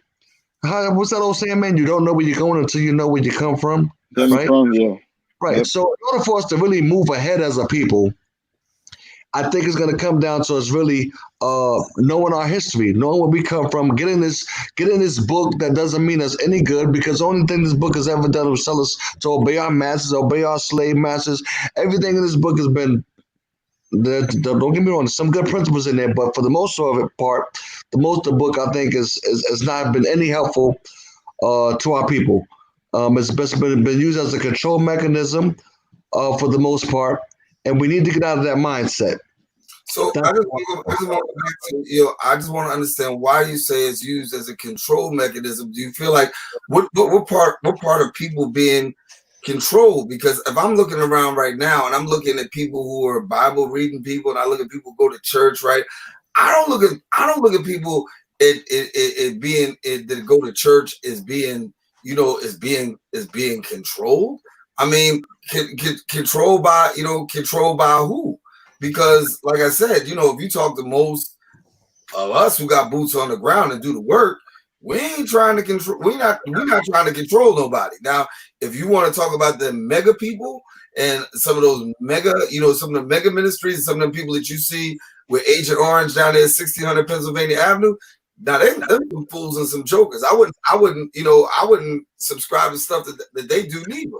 But yet and still, it's like nobody's. I don't think that and that's what I'm saying. Like that's why I got a little exception with. It's like ain't nobody trying to control nobody. We're not trying to control. Well, I think what Calvin is saying, though, I mean, at least my interpretation of it is that it was originally right. So it was just, and it was like, so the slave masters back in the day used the Bible as a way to convince the slaves or the enslaved people that they were supposed to be enslaved and that God gave them the majesty in which to do that. And so that they had to listen and they had to do that. And I think I Calvin, I don't want to speak for you, but I think that's and it is in fact what happened back in the day. Right. It was these slave masters would actually hold church sessions and have Bible studies, and they would have singing to the Lord, and it would be these slaves who would be sitting there singing to the Lord, who they were taught to sing to by their slave masters. So I get that part. And it's still being done today, though. It's still being done today. But I think that it was entrenched, right? It became entrenched that this is what it is. So I don't think that what Calvin is saying is that people today are under the same influence, because obviously slavery is no longer legal and it's no longer the times have changed, have moved on, but that same ideology has moved with the times. And so not for nothing, but the southern states and the African American community in the United States is more entrenched in religion than anyone else is. But the reason why they got introduced to religion was because the first ones that got the book. These people, these slave masters came in and said, "Oh, well, the Bible says you're supposed to be my slave." So I understand what he's trying to say. I'm not saying that it's still currently trying to enslave minds. But he said now. He's saying yes. That's what's still going on. Listen, hold up. Before we're gonna go into one last break, but before we close out the show. But like I said, hold tight. Whatever, we're gonna finish out the show. I'm gonna give everybody a chance to say whatever they have to say to close out the show. But we're gonna go to our last break, and we'll be right back. We do for the culture video where our stories matter. We'll be right back, y'all.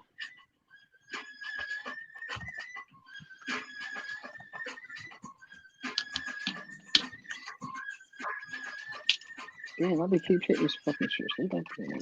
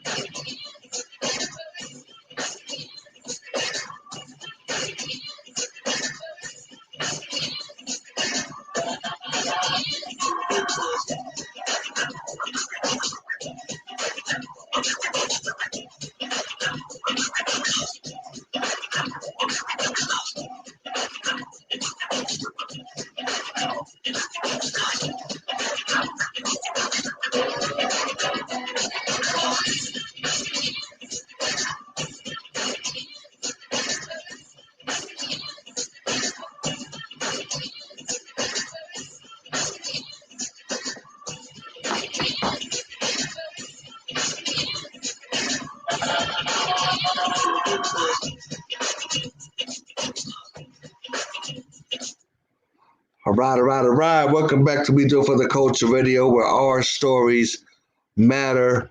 If you've been listening or you need to get caught up, we've been talking about religion in more ways than one. We got Pastor Darren Jaime here on the show with us. I just want to say before we go into closing out the show that, when I think about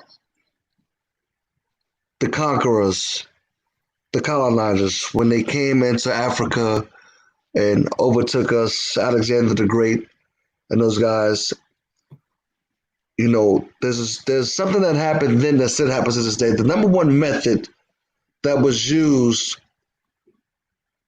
against our people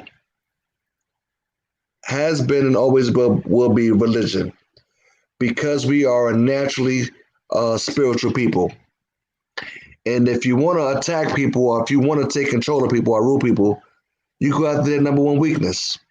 We are a naturally spiritual people. We are forgiving.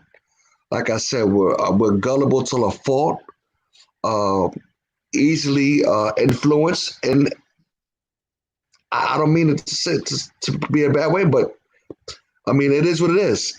The truth about us, a lot of people think that our history started with slavery because they haven't bothered to go back and know their true history or their, I believe in African spirituality.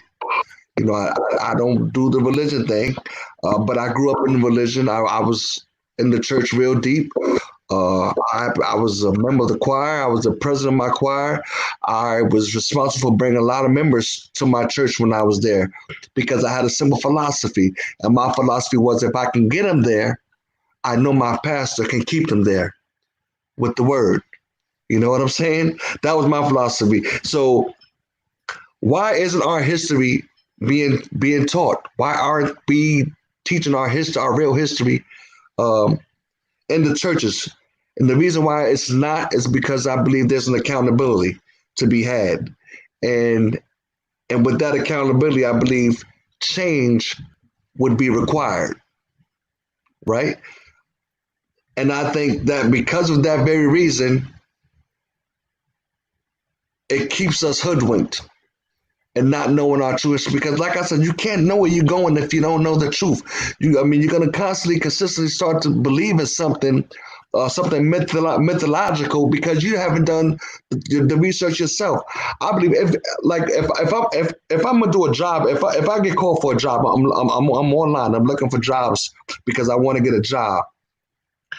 And I'm called in for a job hey, listen, we like your resume. We want you to come in for an interview, Calvin Thomas, right? Now, before I go into that interview, it is my responsibility to know everything I need to know about this place that I'm about to go to this job for. I need to know when did the company start? Who are the people behind the company? What is the company's objective? What are they trying to do? Whatever. I need to know everything I need to know about that company before I take that job and before I take that interview, because I know they're probably going to ask me, "What do you know about our company? What have you learned about? I know they're going to ask me those type of questions, so I have to be prepared. And I take that same philosophy with anything that I do. If I'm going to be a part of something, do anything, I need to know what it is I'm going to be a part of. I need to know. I need to know the history behind it. I need to know where it came from, what they're trying to do, where they're trying to go. I need to know these things. And I believe that our history is purposely being kept from us to keep us in bondage or enslaved. That's what I believe. And I believe the number one figure in that is the Jesus concept. I'm going to give us a little round table. I'm going to start with Tina first. Anything you want to say before we close out the show, Tina? For me, like I said, I'm a history teacher, so I taught African American history, and I was very much about teaching about African kingdoms. But the prevalence of colonialism in Africa can't be denied. It happened pretty early on, and it happened quick and furious.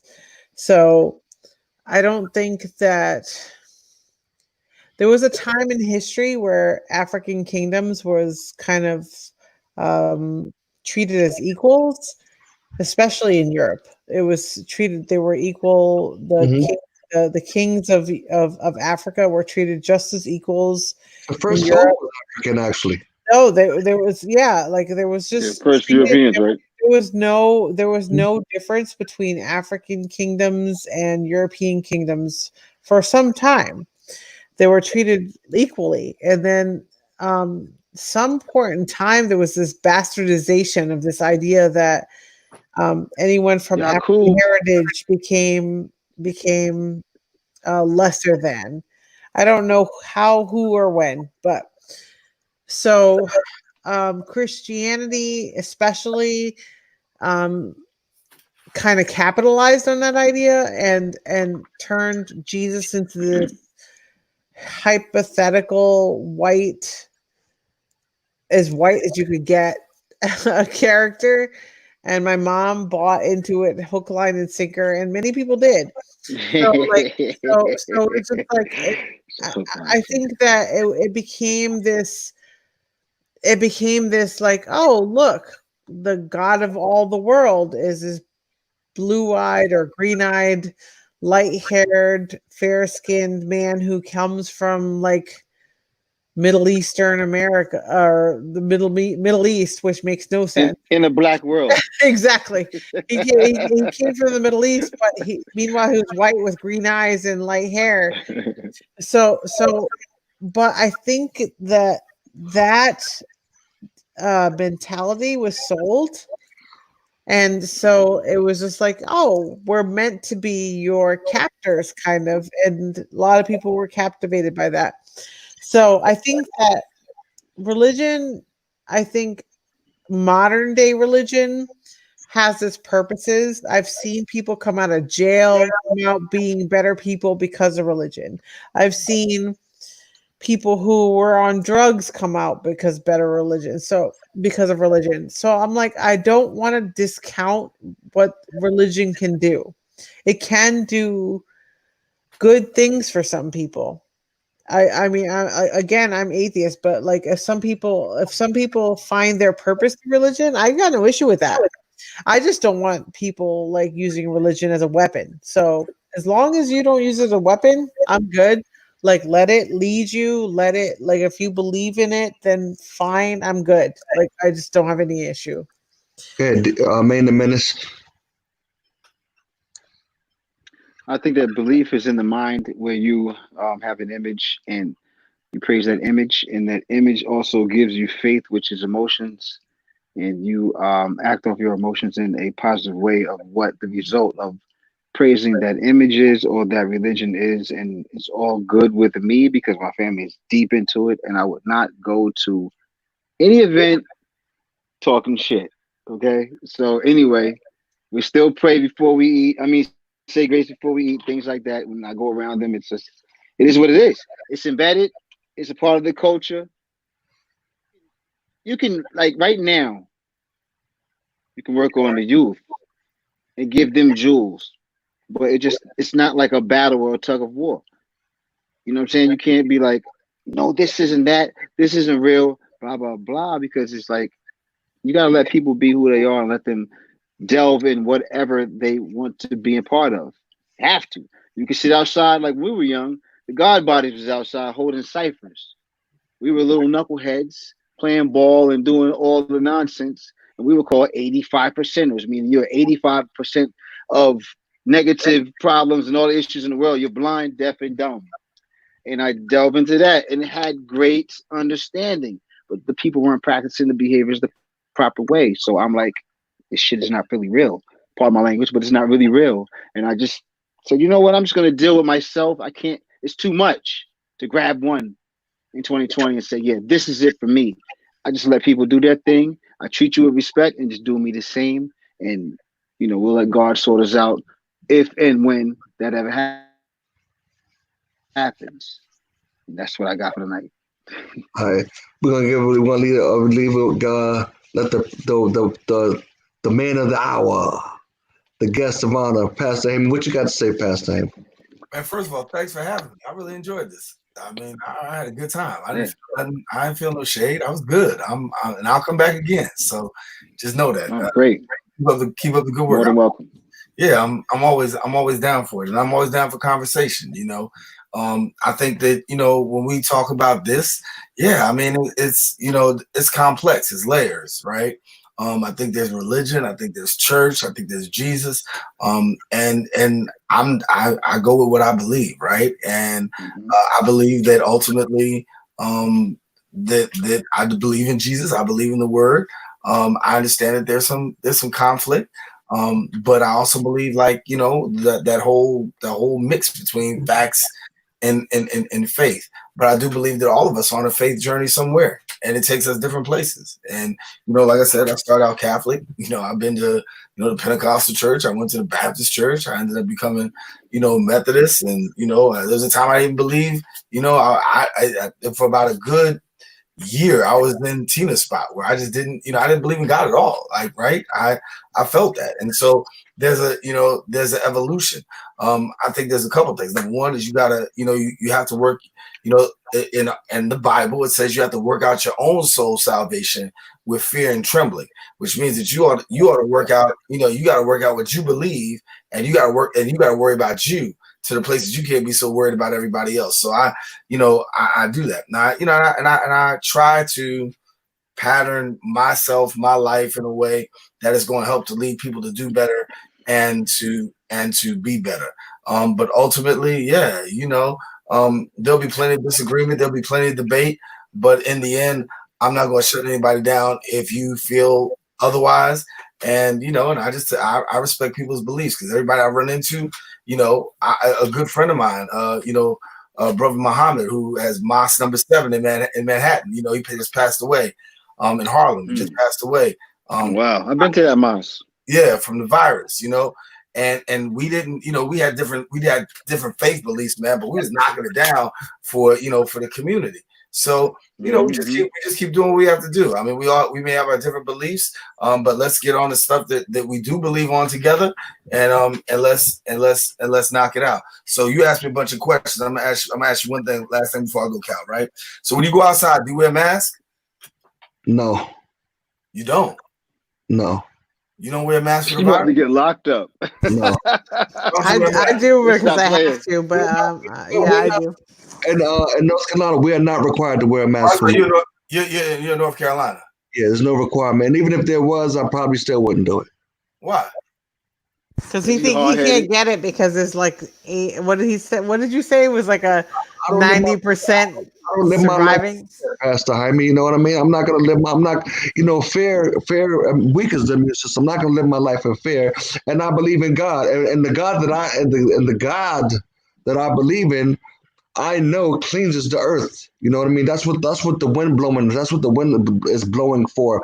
That's Yo, what the you gotta bring me back, man. You gotta bring me back because I'm stuck on. I'm spiritual. I'm a spiritual person, and God, man, and nature. Listen, God, man, and nature complements one another, right?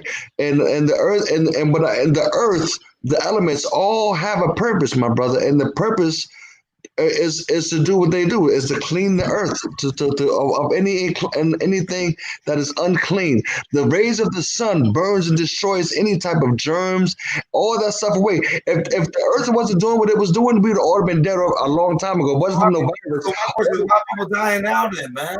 Huh? Why people dying now then? Why people dying now? People been dying. People always been dying. The corona ain't just start. People ain't just start dying with corona. But people are dying from corona, bro. People die from everything. Cancer. I'm gonna stay on top, bro. People dying from corona right now, and the people who dying from corona look more like Tina, May, myself, and you. That's just facts. And so we have. And so that's a whole other show. We can go there too.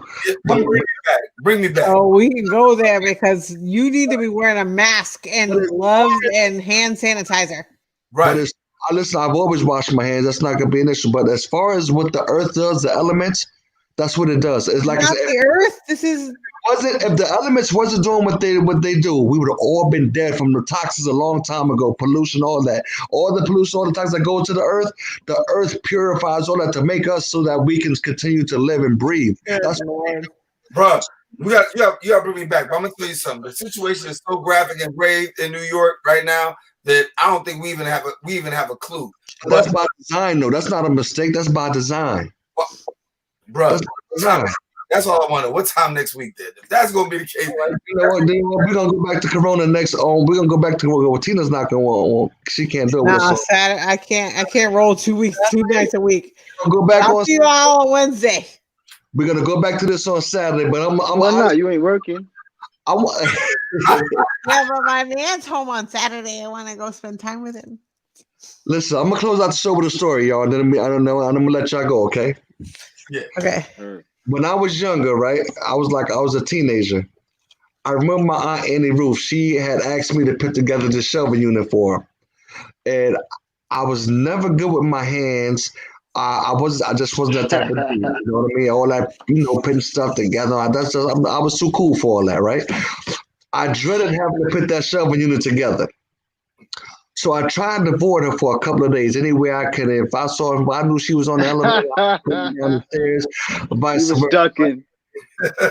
Yeah. But she eventually cornered me, right? She eventually cornered me and had me to come to the house and put that shelving unit together. It took me a few hours to finish it.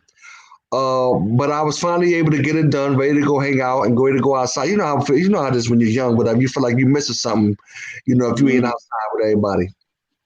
But I got that thing done. But after careful observation, I realized that I put that shelving unit together wrong. I never read the instructions. I was just trying to put it together. I just went off the pictures that I was seeing, you know what I mean? But I figured it was standing, so it was cool. Everything was okay. I just hope that my Aunt Annie Ruth didn't notice the flaws in the shelving unit, because I know if she did, she was going to make me take it down and put it back together again. Nevertheless, that's exactly what she did. She said, "Oh, wait, this ain't right. This is wrong." She noticed all the flaws, and she asked me, "Boy, did you read the instructions?" Yeah. Knowing damn well that I didn't read those instructions. Okay, so here's what happened. Just as I thought, she made me take that whole shelving unit down and put it back up again. And put it back up the right way. I was so pissed off because I wanted to go outside. I wanted to have fun. This was a big inconvenience for me to have to put the shelving unit together. I say all that to say this. And this is hard for me to say. we're dealing with the same thing right now when it comes to our leaders, right? A lot of our leaders are ducking, they're dodging, and you know how they say in the boxing world, you know, they're bobbing and weaving because the truth is an inconvenience for a lot of them. So they do their best to avoid facing the truth head on because it creates a problem for them. The truth requires action. It means they're going to have to tear down everything they've been teaching and saying and start all over again from scratch, the way I had to do with that Shelvin unit. And instead of doing that, they'd rather live with the lie, continue to feeding all that, because the truth, like I said, is basically it's an inconvenience for them. Now, let me just say this for a part now. I promise you guys, I'm going to let y'all leave. Organized religion has always been a tool of division. The owners, controllers, and the rulers of organized religion, they don't care about the followers. They just follow. Most people know nothing about religion, and the owners don't care. As long as the money keeps falling into their coffers, nothing will change. You cannot eat religious scriptures. So basically, my whole argument is that why isn't our history and the real stuff, why isn't that stuff not being taught? And it's not being taught because there's an accountability to be had.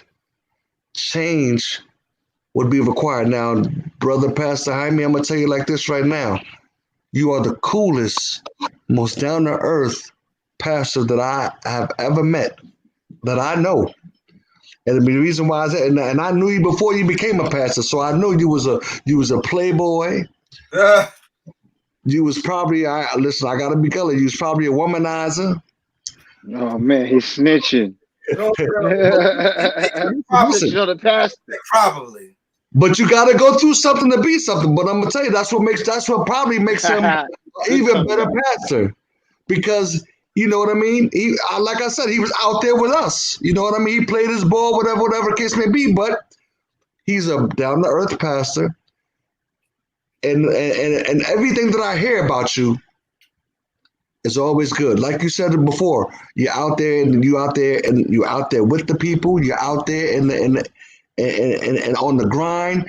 You're in the streets.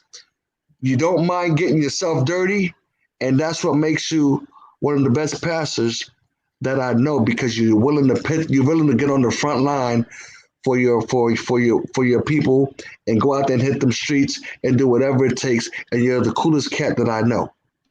You dig what I'm saying? I appreciate it. And I definitely appreciate you coming through, man, because you know how you already know how I feel about religion, and I know how you feel about your church and Jesus, whatever. So you know what this is going to be about anyway. But you came anyway, and that's why. And I appreciate you that, and I respect you for that.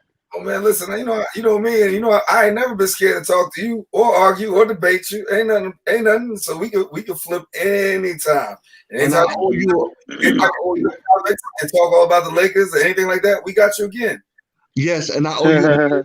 I owe you a mean can of whoop ass in spades when I come up to Syracuse, and I'm coming up within the next month or two. As soon as Earl can get back on his feet and get ready, and he's ready, be coming up there, and I'm owe you a mean can of whoop ass in spades. Man, Tina, can I say something before I go? Man, Tina, let me say something. The reason why he feel like he owes that is because he caught that.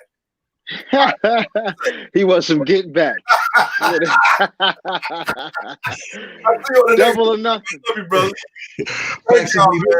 We're gonna listen. Pastor Jaime did this. We're gonna be talking about coronavirus. Are you available on Saturdays? No, right? I'll make it happen. Saturdays at 8:00. We're gonna talk about this coronavirus. We talked about it. No. I get up at 5 a.m. If you get it on a Wednesday or something, I'll do it. But I can't do Saturday. All right. So next Wednesday we'll revisit that. On next Wednesday we're gonna revisit that whole topic again. Huh? Tina need time with her man. Okay. So next Wednesday. See that. Next Wednesday we're gonna talk about this coronavirus, whatever. So be ready for that. Okay. All right. You ready? All right, boom. All right, good night, guys. Wait. We do it for the Culture Radio. We out of here. I'll catch you next time. Saturday, 8:00. 5 - 4. We out. So how your name Pastor Jaime, bro? I just noticed that it's spelled like Jamie. That's my boy's. How his name was spelled. Now, I was like, yo. my father was from Dominican Republic. Oh, okay, explains it all. Yeah, it is. All right, man. Pleasure meeting you, man. Man. Talk to y'all. Peace. All right.